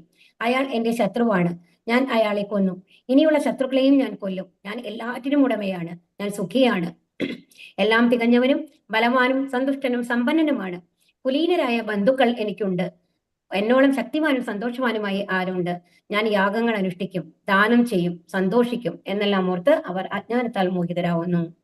അപ്പൊ ഇവിടെ എന്താ പറയുന്നത്? ധനം വരുമ്പോ എന്താണ്ടാവുന്നത്? നമ്മുടെ കണ്ണ് മഞ്ഞളിക്കുക എന്ന് പറയില്ലേ, സ്വർണം കാണുമ്പോ കണ്ണ് മഞ്ഞളിക്കും, അതാണ് നമ്മൾ സാധാരണ പറയാ അല്ലെ. ഹരേ കൃഷ്ണ. ഹരേ കൃഷ്ണ. കേട്ടിട്ടുണ്ടോ? അതെ, അങ്ങനെ പറയും അല്ലേ. അപ്പൊ ഒരുപാട് ധനം വരുമ്പോൾ നമ്മൾക്ക് എന്താ തോന്നുകയെന്നുണ്ടെങ്കിൽ, നമ്മൾക്ക് നിറയെ പൈസ ഉണ്ടെങ്കിൽ നമ്മൾക്ക് വീട്ടു ജോലിക്കൊക്കെ ആൾക്കാരെ വെക്കാം, എല്ലാ ആവശ്യങ്ങളും. നമുക്കൊരു കാറ് വാങ്ങാം, ആ കാറിനൊരു ഡ്രൈവറെ വെക്കാം, വീട്ടിൽ കുക്ക് ചെയ്യാൻ ആളെ വെക്കാം, എല്ലാ കാര്യങ്ങൾക്കും നമുക്ക് ആളെ ലഭിക്കും അല്ലെ. കിട്ടില്ലേ ഇന്നത്തെ കാലത്ത്? ഹരേ കൃഷ്ണ. കിട്ടും. അപ്പം നമ്മൾ എന്താ വിചാരിക്കുന്നതെന്ന് വെച്ച് കഴിഞ്ഞാൽ നമ്മള് അധിപതിയാണ്, ഞാനാണ് എല്ലാത്തിന്റെ ഉടമസ്ഥൻ, ഇത്രയും ആൾക്കാരാണ് എനിക്ക് വേണ്ടി ജോലി ചെയ്യുന്നത്, ഞാനൊരു വലിയ കമ്പനി വെച്ചിട്ടുണ്ട്, അവിടെ 2000, 3000, 4000 ജോലിക്കാർ വർക്ക് ചെയ്യുന്നുണ്ട്. അപ്പൊ സ്വയം നമ്മൾ വലുതായി നമ്മൾക്ക് തോന്നുകയാണ്, എല്ലാം നമ്മുടെ കൈക്കീഴിലാണ്, എന്റെ ധനം കൊണ്ട് എല്ലാം എനിക്ക് സാധിക്കും എന്നുള്ളതാണ് വിചാരിക്കുന്നത്. അപ്പൊ വേറൊരാൾ അതിനെതിരായിട്ട് ആരെങ്കിലും വരുന്നുണ്ടെങ്കിലോ, നമ്മളുടെ ഒരു കോമ്പറ്റീറ്റർ ആയിട്ട് ഒരാൾ അപ്പുറത്ത് വന്നു, അടുത്ത വേറൊരു നല്ല കമ്പനി തുടങ്ങി കഴിഞ്ഞാൽ എന്താ വിചാരിക്കുന്നത്? അയാൾ എന്റെ ശത്രുവാണ്, അയാൾ ഞാൻ ഇങ്ങനെ നശിപ്പിക്കണം. ഇങ്ങനെയാണ് വരുന്നത് അല്ലെ. ഇപ്പൊ നമ്മുടെ ഒരു കാശ്മീരിന്റെ ഒരു ചെറിയ ഒരു പോർഷനാണ്, അതിമനോഹരമായിട്ടുള്ള ഒരു സ്ഥലമാണ് കാശ്മീർ. ആ സ്ഥലത്തിന് വേണ്ടി ഇന്ത്യയും പാകിസ്ഥാനും കൂടി യുദ്ധം ചെയ്യാൻ തുടങ്ങിയിട്ട് എത്ര കാലം എന്ന് ആലോചിച്ച് നോക്കൂ. എല്ലാവരും വിചാരിക്കുന്നത് എന്താണ്? നമ്മൾക്ക് വേണം, നല്ലത് എന്തായാലും എനിക്ക് വേണം എന്നുള്ള ഒരു ആഗ്രഹമാണ്. മറ്റുള്ളവർക്ക് കൊടുക്കാൻ സാധിക്കില്ല എന്നുള്ള മാതിരി വിട്ടുകൊടുക്കാനുള്ള മനോഭാവം ഇല്ലാണ്ടാവുകയാണ്. അപ്പൊ ഇനിയുള്ള ശത്രുക്കളെയും ഞാൻ കൊല്ലും, ഞാൻ എല്ലാറ്റിനും. അപ്പൊ ഒരു ശത്രുവിനെ നമ്മൾ കൊന്നു, അവരുടെ സാമ്രാജ്യം കൂടി നമ്മൾക്ക് ലഭിച്ചു, അപ്പൊ ഞാൻ കുറച്ചും കൂടി ബലവാനായി അല്ലേ. ഈ രീതിയിലാണ് അതങ്ങനെ പോയിക്കൊണ്ടിരിക്കുന്നത്. അപ്പം എന്താ പറയുക, ബന്ധുക്കളുണ്ട്. അപ്പൊ പൈസയുള്ള ആൾക്കാരുടെ അടുത്ത് അത്രയും ബന്ധുക്കൾ ഉണ്ടാവും. കാരണം എന്താണ്? അവരെ കാര്യങ്ങൾ നടക്കും അല്ലെ, ഇയാളെ ഒന്ന് പൊക്കി വെച്ചാൽ മതി, എല്ലാ കാര്യങ്ങളും നടക്കുന്നത് കൊണ്ട്. പക്ഷെ അയാൾ ആലോചിക്കുന്നില്ല, ഈ ശരീരം നമ്മൾക്ക് ഉപേക്ഷിക്കാനുള്ളതാണ്. ഒരു വാർദ്ധക്യം വന്ന് നമ്മൾ കിടപ്പിലായി കഴിഞ്ഞു കഴിഞ്ഞാൽ പൈസ ഉണ്ടെങ്കിൽ നോക്കാൻ ആളുണ്ടാവുമായിരിക്കാം, പക്ഷെ നമ്മളുടെ ആ പ്രബലതയൊക്കെ നശിക്കും അല്ലെ.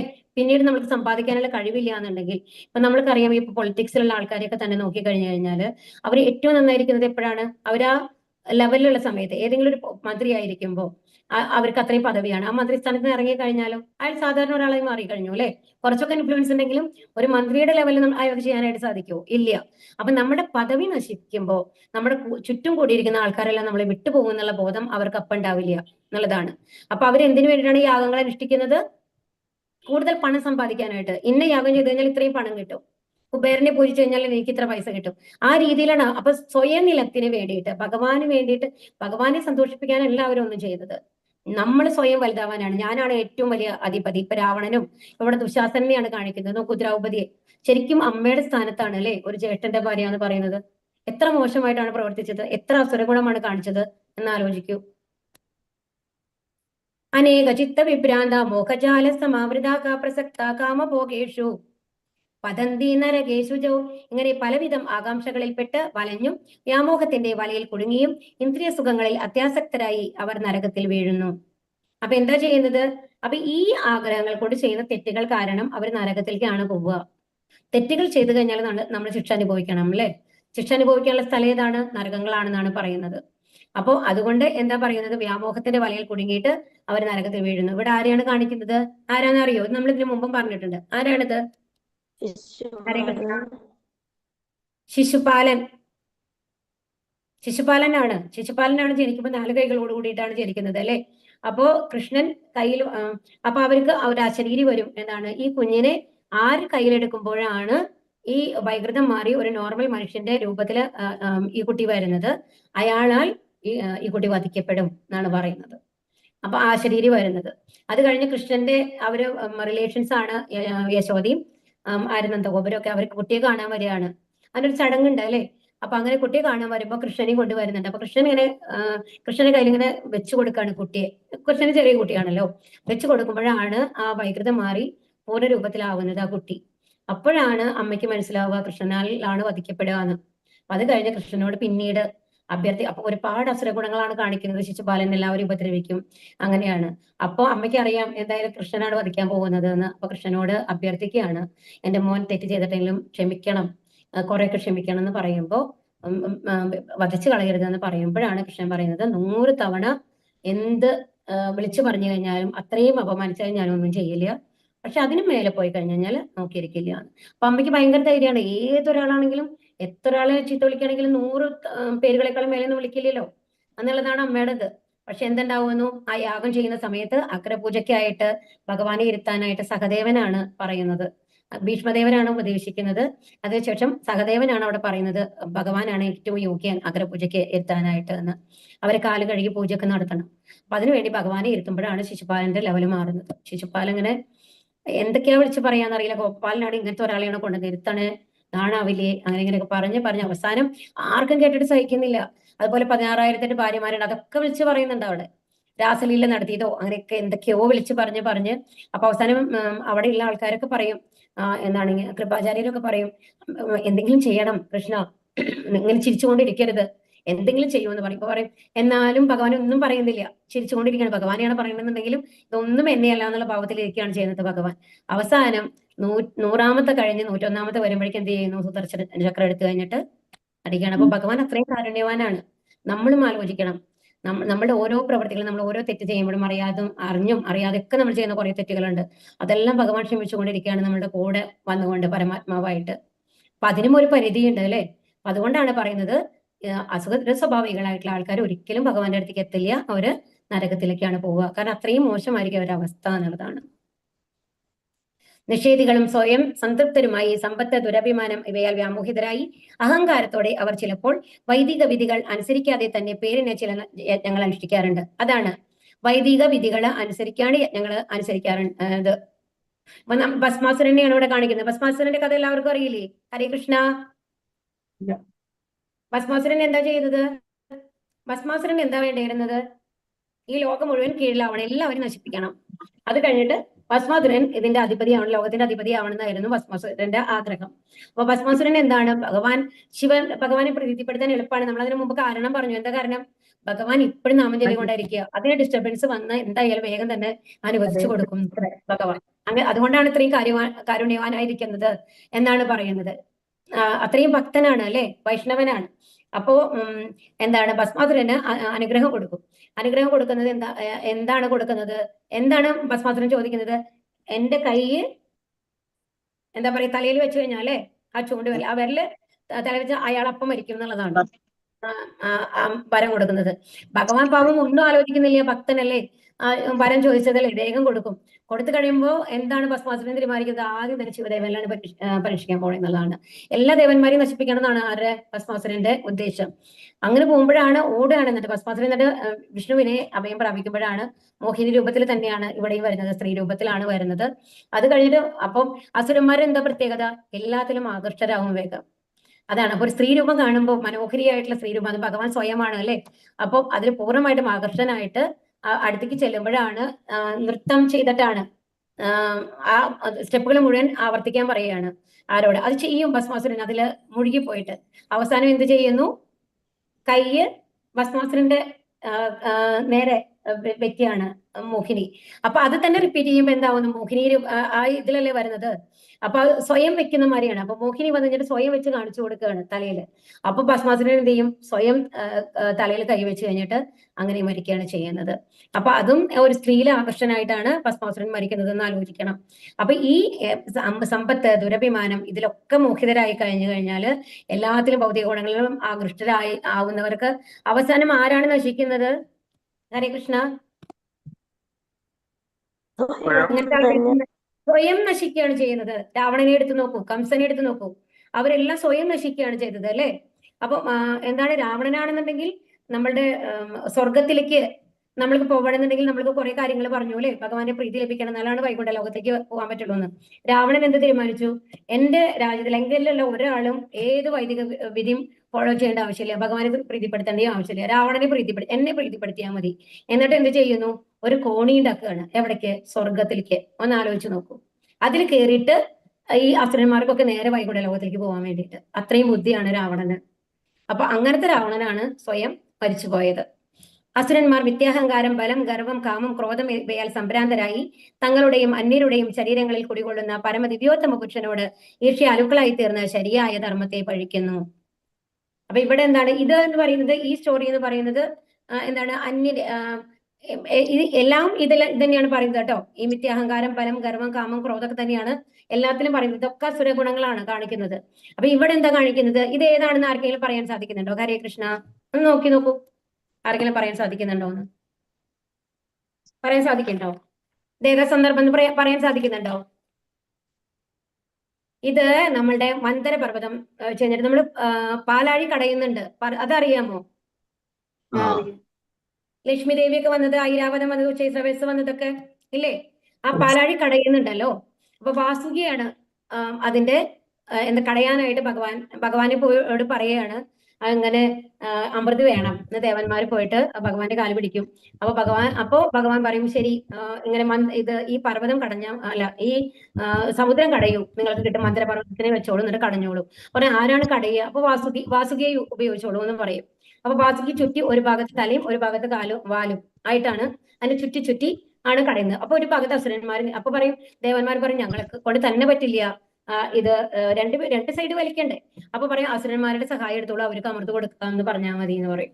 എന്നിട്ട് അസുരന്മാരെ കൂട്ടുപിടിച്ചു കഴിഞ്ഞിട്ടാണ്, അപ്പൊ ഒരു ഭാഗത്ത് അസുരന്മാരും ഒരു ഭാഗത്ത് ദേവന്മാരും നിന്ന് കഴിഞ്ഞിട്ട് എന്ത് ചെയ്യുന്നു?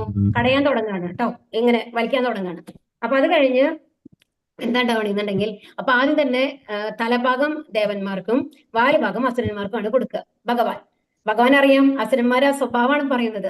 അപ്പൊ അസുരന്മാർ പറയും, അതെങ്ങനെയാ ദേവന്മാർക്ക് തല കൊടുക്കാൻ പറ്റുക? ഞങ്ങൾ വാല് പിടിക്കുക, എത്ര നാണക്കേടാണ്, ഞങ്ങൾ എന്തായാലും തലയുടെ അവിടേക്ക് പോകുള്ളൂ എന്ന് പറയും ഭഗവാനോട്. അപ്പൊ ശരി, എന്നാൽ നിങ്ങളുടെ ഇഷ്ടാവട്ടെ, തഥാസ്തു എന്ന് പറഞ്ഞിട്ട് അസുരന്മാരെ തലയ്ക്ക് കൊണ്ടുവന്ന് ദേവന്മാർ പിന്നെ ഭഗവാൻ പറയുന്നത് എല്ലാം അനുസരിക്കുമല്ലോ. അപ്പൊ ദേവന്മാർ വാലിന്റെ അവിടേക്ക് കൊണ്ടു. എന്നിട്ട് കടയാൻ തുടങ്ങുമ്പോഴാണ് വിവരം മനസ്സിലാവുന്നത്. എന്താ നടന്നിട്ടുണ്ടാവുക? ആർക്കെങ്കിലും പറയാൻ പറ്റുമോ? വിഷം ഛർദിക്കും. വിഷം ചീറ്റും അല്ലേ? ഇതിന്ന് വരുമ്പോ വായു തന്നെ വിഷവായു അല്ലേ വരുന്നത്? ആ വായു വരുന്നത് മുഴുവൻ വായെന്നാണ് വരും. വാലിന്റെ അവിടെ നിൽക്കുന്ന ആൾക്കാർ സുഖ. അപ്പൊ അത് മുഴുവൻ അസുരന്മാർക്ക് വരും. അപ്പോഴാണ് അസുരന്മാർക്ക് മനസ്സിലാവുക, അയ്യോ ഇത് പണി പാളി എന്ന് മനസ്സിലാവും. അത് കഴിഞ്ഞിട്ട് ഇങ്ങനെ ഓരോരുത്തരായിട്ട് വരുന്നുണ്ട്. അവസാനം ധന്വന്തരി മൂർത്തിയാണ് എന്ത് കൊണ്ടുവരുന്നത്? അമൃത് കൊണ്ടുവരുന്നത്. അമൃത് കൊണ്ടുവരുമ്പോഴേക്കും എന്താണ് ഉണ്ടാവുന്നത്? അസുരന്മാർ തട്ടിയെടുക്കും അല്ലെ അമൃത്. അപ്പൊ അത് അപ്പോ എന്നിട്ട് വീണ്ടും ദേവന്മാര് പറയും ഭഗവാനോട് എന്തെങ്കിലും ചെയ്യണം. എന്നിട്ടാണ് മോഹിനിമൂർത്തിയായിട്ട് ഭഗവാൻ വരുന്നത്. എന്നിട്ട് മോഹിനിമൂർത്തിയായിട്ട് വന്നു കഴിഞ്ഞിട്ട് എല്ലാവരും ഇരുത്തും, 2 റോ ആയിട്ട്, ഒരു ഭാഗത്ത് അസുരന്മാരും ഒരു ഭാഗത്ത് ദേവന്മാരുമായിട്ട് ഇരുത്തി കഴിഞ്ഞിട്ട് മോഹിനിമൂർത്തി ഓരോരുത്തർക്കായിട്ട് കൊടുക്കുകയാണ്. പക്ഷെ എപ്പോഴും ദേവന്മാർക്ക് മാത്രമാണ് കൊടുക്കുന്നുള്ളൂ. നമുക്ക് തോന്നാം, എന്തുകൊണ്ടാണ് ഇങ്ങനെ പക്ഷപാതം കാണിച്ചത്? ഹരേ കൃഷ്ണ. അസുര ഗുണമുള്ള ആൾക്കാർക്ക് ഇത് കൊടുത്തു കഴിഞ്ഞിട്ട് അവർ ചിരഞ്ജീവികളായി കഴിഞ്ഞു കഴിഞ്ഞാൽ പിന്നെ ഈ ലോകത്തിന്റെ അവസ്ഥ ഒന്ന് ആലോചിച്ച് നോക്കൂ. നശിപ്പിക്കും. അവർ നശിപ്പിക്കാൻ മാത്രമാണ് ഉപയോഗിക്കുള്ളൂ അല്ലെ? അതാണ് ശരിക്കും നമ്മൾ മനസ്സിലാക്കേണ്ടത്. അവിടെ പക്ഷപാതമല്ല ശരിക്കും പറഞ്ഞു കഴിഞ്ഞാല്. അപ്പൊ അത് കഴിഞ്ഞിട്ട് ഈ അമൃതം എന്നിട്ട് കൊടുത്തു വരുമ്പോ നമ്മുടെ രാഹു കേതു എന്ന് പറയുന്ന ആളാണല്ലേ, ഒരു അസുരനാണ്. അപ്പൊ ആ അസുരൻ എന്ത് ചെയ്യുന്നു? എന്താണ് ദേവന്റെ വേഷം എടുത്തു കഴിഞ്ഞിട്ട് വന്നിരിക്കുകയാണ് ചെയ്യുന്നത് അല്ലെ. ഇത് മനസ്സിലാക്കിയിട്ടാണ് അവസാനം കൊല്ലാണ് ചെയ്യുന്നത് അല്ലെ. മോഹിനിമൂർത്തി അതിനെ കൊല്ലാണ്, സുദർശന ചക്രം വെച്ച്. അതാണ് ഇവിടെ കാണിക്കുന്നത് കേട്ടോ.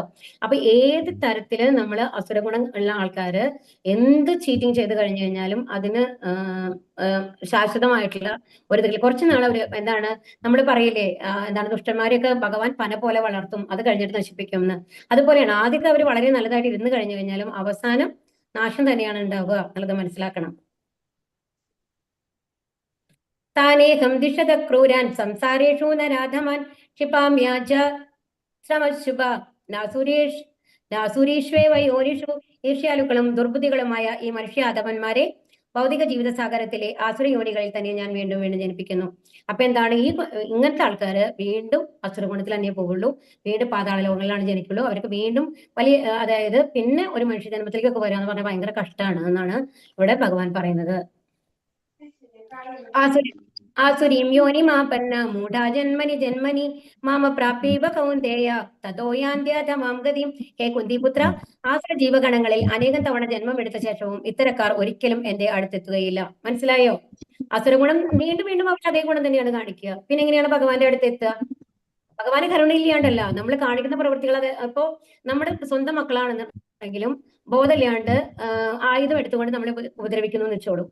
നമ്മൾ സഹിച്ച് ഒരു വീട്ടിൽ നിർത്താനായിട്ട് നമ്മൾ സമ്മതിക്കുമോ നമ്മുടെ മക്കളെ? ഹരേ കൃഷ്ണ. ഇല്ല, നമ്മളെന്താ മാറ്റി നിർത്താനാണ് ശ്രമിക്കുക അല്ലെ? കൊല്ലാൻ നമ്മൾ ശ്രമിക്കില്ലായിരിക്കും. പക്ഷെ എന്നാലും നമ്മുടെ വീട്ടിലേക്ക് വരാനായിട്ട് നമ്മൾ സമ്മതിക്കില്ല. കറക്റ്റ് അല്ലേ? അപ്പൊ ഭഗവാൻ അതന്നെ ചെയ്യുന്നത്. മറ്റുള്ളവരെ ഉപദ്രവിക്കുന്ന ആൾക്കാരാണെങ്കിൽ അവരിൽ നിന്ന് അവരെ മാറ്റി നിർത്തണം. അപ്പൊ അവർക്ക് എന്താണ്? നരകലോകം തന്നെയാണ് ഗതി. ഒരേ സ്വഭാവമുള്ള ആൾക്കാരെ മുഴുവൻ ഒരുമിച്ചിടും. ക്രമേണ അധികം നീചങ്ങളായ തലങ്ങളിലേക്ക് താഴ്ത്തപ്പെടുന്നു എന്നുള്ളതാണ് ഇവിടെ പറയുന്നത്. ത്രിവിധം നരകസ്യേദം ദ്വാരം നാശനമാത്മന കാമക്രോധസ്തദാ ലോഭ തസ്മാദേതത്രയം ത്യജേത്. നരകത്തിന് കവാടങ്ങൾ 3 ഉണ്ട്: കാമം, ക്രോധം, ലോഭം. ബുദ്ധിയുള്ള എല്ലാവരും ഇവയെ ഉപേക്ഷിക്കണം, കാരണം അവ ആത്മാവിന്റെ അധപതനത്തിലേക്ക് വഴിതെളിക്കും. അപ്പൊ ഈ നരകത്തിലേക്കുള്ള 3 വാതിലുകൾ ഏതൊക്കെയാണ്?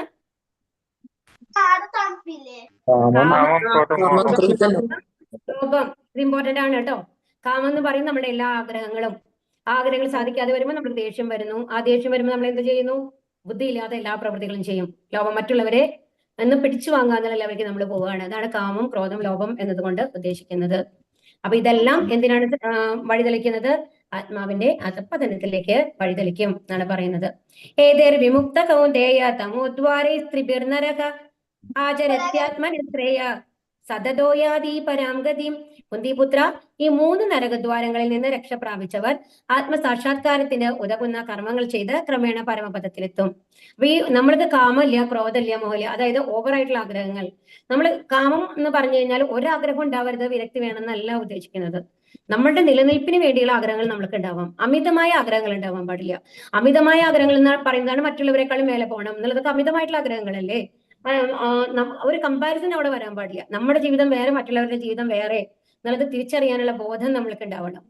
അപ്പോഴാണ് എന്താണ് ഇതിൽ നിന്നെല്ലാം നമ്മൾ മുക്തി വരുള്ളൂ. അപ്പൊ നമ്മൾക്ക് ഓവറായിട്ടുള്ള ആഗ്രഹങ്ങൾ ഉണ്ടാവില്ല. ഓവറായിട്ടുള്ള ആഗ്രഹങ്ങളിൽ മറ്റുള്ളവരോട് അസൂയ തോന്നുന്നില്ല. അപ്പൊ നമ്മൾക്ക് ദേഷ്യം വരുന്നില്ല, അല്ലെ? അങ്ങനെ ലോഭം ഉണ്ടാവില്ല. അപ്പൊ കാമം, ക്രോധം, ലോഭം, ഇതിൽ നിന്ന് 3 രക്ഷ നേടിയ ആൾക്കാരെ എവിടേക്ക് എത്തും? ഭഗവാന്റെ പരമപദത്തിലെത്തും എന്നാണ് പറയുന്നത്. മനുഷ്യൻ കാമം, ക്രോധം, ലോഭം എന്നീ 3 ശത്രുക്കളെ പറ്റി കരുതലോടെ ഇരിക്കണം. ഒരാൾ കാമക്രോധ ലോഭങ്ങളിൽ നിന്ന് എത്ര ഒഴിഞ്ഞു നിൽക്കുന്നുവോ അത്രത്തോളം അയാളുടെ ജീവിതം പരിശുദ്ധമായി തീരും. പിന്നെ വൈദിക സാഹിത്യങ്ങളിൽ പറയുന്ന നിയമബന്ധനങ്ങളെ അയാൾക്ക് അനുസരിക്കാൻ കഴിയും. അപ്പോഴാണ് നമ്മൾക്ക് കാമക്രോധമൊന്നും ഇല്ല എന്നുണ്ടെങ്കിൽ നമ്മൾക്ക് എന്താണ്? ഭഗവത്ഗീതയിൽ എന്താണ് നമ്മളോട് പറഞ്ഞിട്ടുള്ളത്? ഭഗവാനെ അനുസരിച്ച് ജീവിക്കുക എന്നുള്ളതാണ്, അല്ലെ? എല്ലാവർക്കും നന്മയാണ് നമ്മൾ ചെയ്യാൻ ഉദ്ദേശിക്കുന്നത്. ഒരാൾക്കും ദ്രോഹം വരുന്ന ഒരു ഭക്തൻ ആലോചിക്കില്ല. നമ്മൾക്ക് കുറച്ച് സുഖം വന്നു കഴിഞ്ഞാൽ മറ്റുള്ളവർ നന്നാവണം എന്നുള്ളതാണ് ആ മനോഭാവം ഉണ്ടാവുക, അല്ലെ? അപ്പൊ അതുകൊണ്ടാണ് പറയുന്നത്. അപ്പോ ഇങ്ങനത്തെ ഈ കാമം, ക്രോധ, ലോഭം ഇല്ല എന്നുണ്ടെങ്കിൽ സ്വയം ബുദ്ധി ഉണ്ടാവും. അപ്പൊ നമ്മൾക്ക് വൈദിക നിബന്ധനകൾ അനുസരിച്ച്, ശാസ്ത്രങ്ങൾ പറയുന്നത് അനുസരിച്ചുള്ള കാര്യങ്ങൾ അനുസരിക്കാനായിട്ട് കഴിയും. അതിലെന്താണ് മെയിൻ ആയിട്ട് 4 കാര്യങ്ങൾ പറയുന്നുണ്ട്. അവസാനം പറയാം കേട്ടോ. മനുഷ്യ ജീവിത നിയന്ത്രണത്തിനുള്ള ഈ പ്രമാണങ്ങളെ സ്വീകരിച്ചുകൊണ്ട് ക്രമേണ ആധ്യാത്മികോന്നതിയിലേക്ക് ഉയരാം. ഇങ്ങനെ കൃഷ്ണാവബോധം വരെ എത്താൻ ഭാഗ്യമുണ്ടായവന് വിജയം സുനിശ്ചിതം തന്നെ. അപ്പൊ എന്താണ് 4 കാര്യങ്ങളാണ് നമ്മളോട് ചെയ്യാൻ പാടില്ല എന്ന് പറയുന്നത്? ഏതാണെന്ന് അറിയാമോ?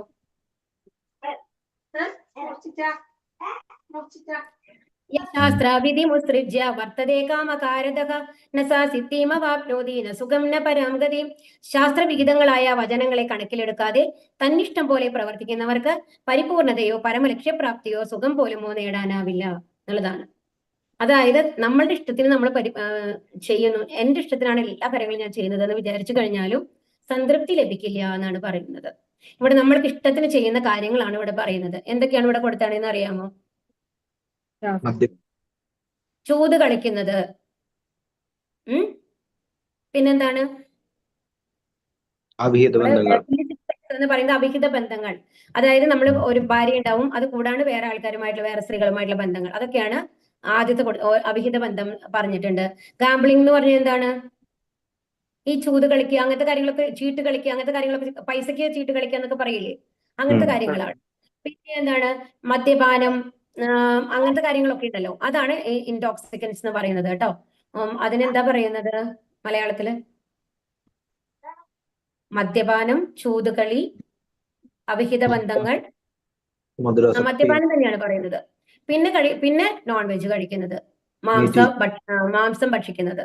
ഈ 4 കാര്യങ്ങളാണ് ശാസ്ത്രവിഹിതങ്ങളല്ലാത്ത കാര്യങ്ങൾ.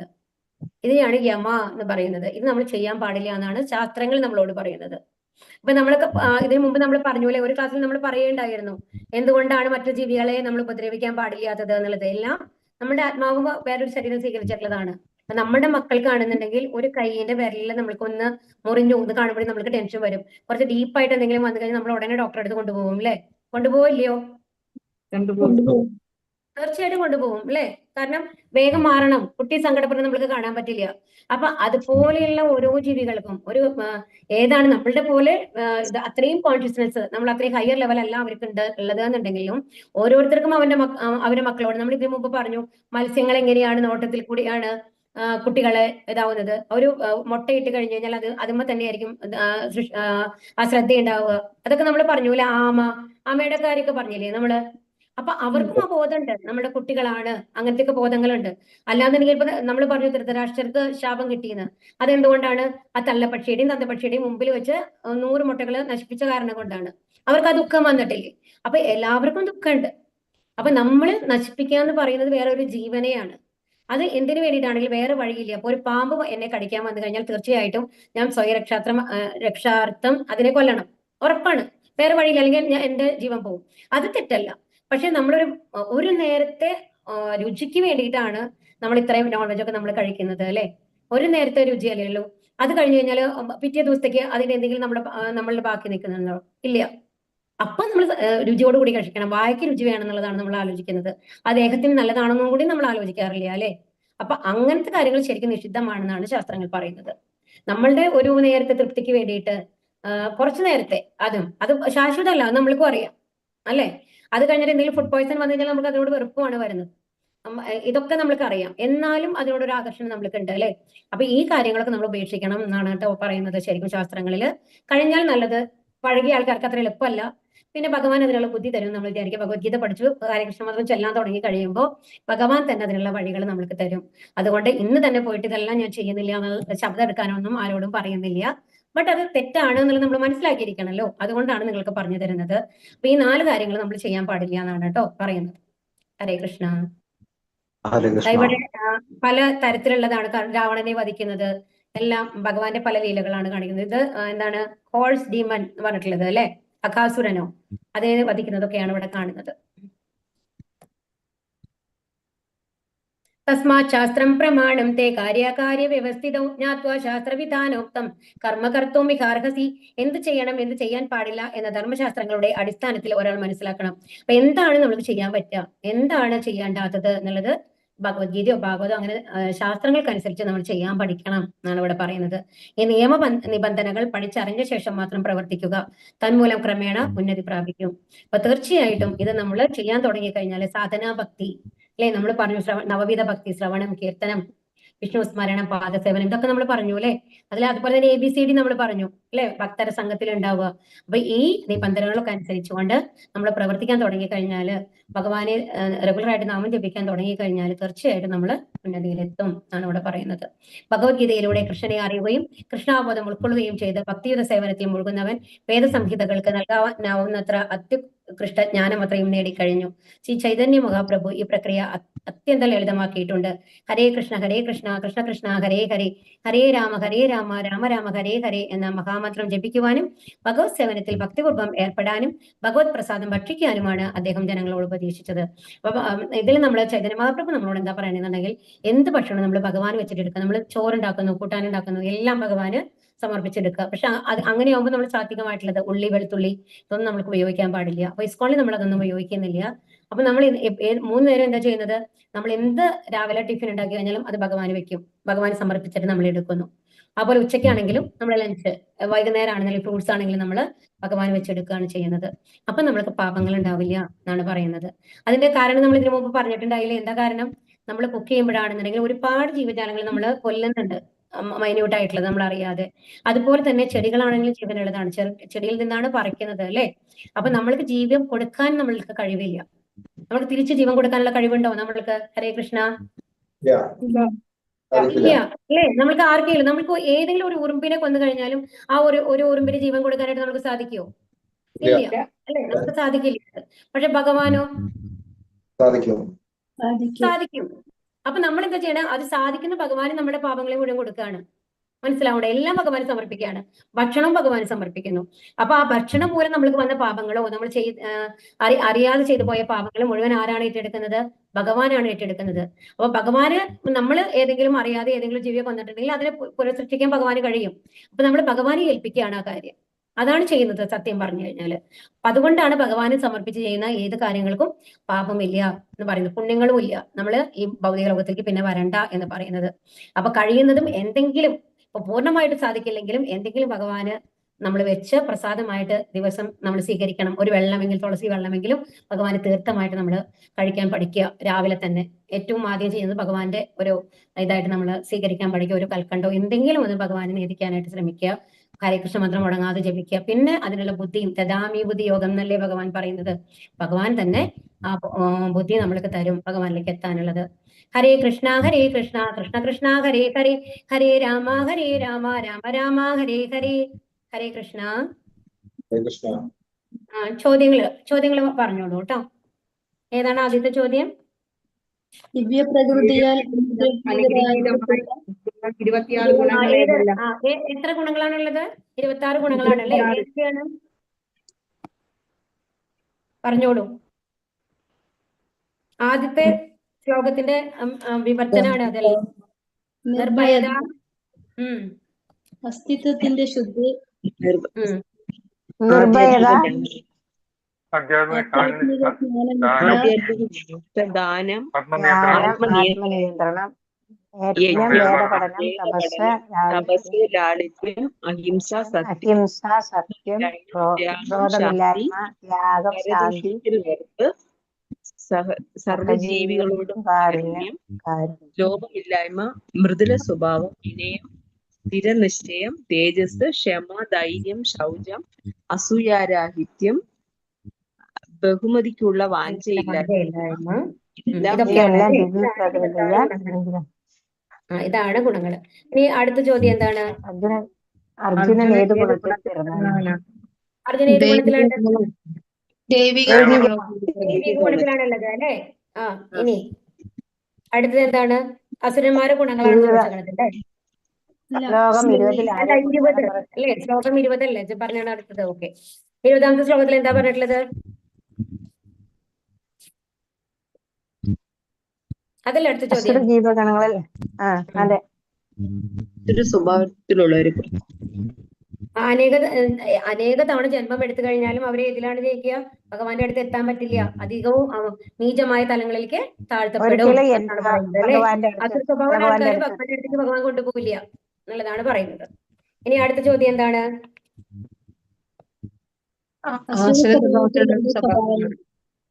ഗുണങ്ങൾ എന്തൊക്കെയാണ്? അസുരന്മാരുടെ ഗുണങ്ങൾ എന്തൊക്കെയാ? ക്രോധം, അജ്ഞാനം, അഹങ്കാരം, അഭിമാനം, ക്രോധം, പാരുഷ്യം, അജ്ഞാനം. 4ാമത്തെ ശ്ലോകത്തിന്റെ വിവർത്തനമായിട്ട് വരും കേട്ടോ. ഗർവം, അഹങ്കാരം, അഭിമാനം, ക്രോധം, പാരുഷ്യം, അജ്ഞാനം എന്നുള്ളതാണ് അസുര ഗുണങ്ങളായിട്ട്. കാരണം കുറെ തവണ റിപ്പീറ്റ് ആയി വരുന്നുണ്ട്. ഈ 4ാമത്തെ ശ്ലോകത്തിന്റെ വിവർത്തനം എല്ലാം വരുന്നുണ്ട്. അപ്പൊ അത് എഴുതിയാൽ മതി. ഗർവം, അഹങ്കാരം, അഭിമാനം, ക്രോധം, പാരുഷ്യം, അജ്ഞാനം എന്നുള്ളതാണ്. ഇനി അടുത്ത ചോദ്യം എന്താണ്? നരകത്തിന്റെ 3 കവാടങ്ങൾ ഏതെല്ലാം? ഏതൊക്കെയാണ്? കാമം, ക്രോധം, ലോഭം. കാമം, ക്രോധം, ലോഭം എന്നുള്ളതാണ് അല്ലേ. ഇനി അടുത്ത ചോദ്യം എന്താണ്? ബന്ധനായ ദോഷങ്ങൾ എന്തെല്ലാം? അത് ഞാൻ വിട്ടുപോയതാണ് കേട്ടോ. അപ്പൊ അത് ഏതൊക്കെയാണെന്നുണ്ടെങ്കിൽ അപക്വമായ ഇന്ദ്രിയങ്ങൾ എന്നുള്ളതാണ്. നമ്മുടെ ഇന്ദ്രിയങ്ങൾക്ക് വന്നു കഴിഞ്ഞിട്ട് നമ്മൾ ഇതിനു മുമ്പ് പറഞ്ഞിട്ടുണ്ട്. എന്നാലും ഈ ചാപ്റ്ററിൽ ഇപ്പൊ ഈ ഇന്നത്തെ ക്ലാസ്സിൽ ഞാൻ പറഞ്ഞിട്ടില്ല. അതാണ് എന്റെ അപക്വമായ ഇന്ദ്രിയങ്ങൾ എന്ന് പറഞ്ഞു കഴിഞ്ഞാൽ നമ്മുടെ ഇന്ദ്രിയങ്ങൾക്ക് പൂർണ്ണമായും കാണാൻ പറ്റില്ല അല്ലെ. നമ്മുടെ കണ്ണുകൾ കൊണ്ട് പൂർണ്ണമായിട്ട് കാണാൻ സാധിക്കില്ല. കാതുകൾ കൊണ്ട് ഒരു ലെവലിൽ താഴെയുള്ളത് കേൾക്കാൻ പറ്റില്ല. അതുപോലെ പിന്നെന്താണുള്ളത്? അതുകൊണ്ട് അപക്വമായ ഇന്ദ്രിയങ്ങളാണ്. പൂർണ്ണമല്ല നമ്മുടെ ഇന്ദ്രിയങ്ങളൊന്നും. നമ്മൾ കണ്ടില്ലേ, ഒരു ആപ്പിളിന്റെ പകുതി വെച്ച് കഴിഞ്ഞിട്ട് ഒരു കണ്ണാടിയിൽ കണ്ടു കഴിഞ്ഞാൽ മുഴുവനായിട്ട് കാണും. ഓർമ്മയുണ്ടോ?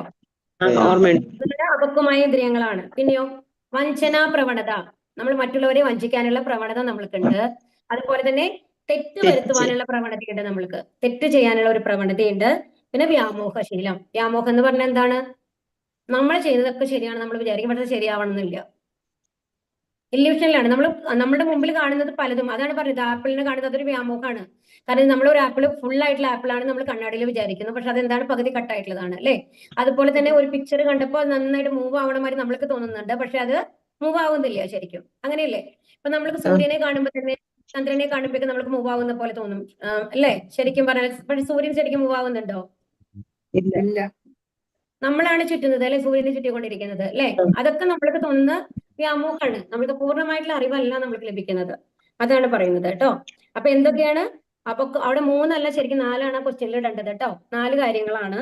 അപക്വമായ ഇന്ദ്രിയങ്ങൾ, വഞ്ചന പ്രവണത, തെറ്റ് വരുത്തുവാനുള്ള പ്രവണത, വ്യാമോഹശീലം. ഇതൊക്കെയാണ് നമ്മളുടെ 4 കാര്യങ്ങൾ. ഇനി അടുത്തത് എന്താണ്? മനുഷ്യ സമൂഹത്തിലെ എല്ലാത്തരം വീഴ്ചകൾക്കും കാരണം എന്താണ്? എന്താണ്? ഭഗവാനെ കുറിച്ചുള്ള ജ്ഞാനം തരുന്ന പ്രമാണങ്ങളോടുള്ള വെറുപ്പ്. അതാണ്. ഇത് ശരിക്കും നിങ്ങളുടെ പുസ്തകമില്ലാത്ത അവരുടെ ഇതിലുണ്ടാവില്ല, വിവർത്തനത്തില് ഇത് ഭാവാർത്ഥത്തിലെയാണ് ക്വസ്റ്റ്യൻസ്. അപ്പൊ എല്ലാവരും നോട്ട് ചെയ്തോളൂ.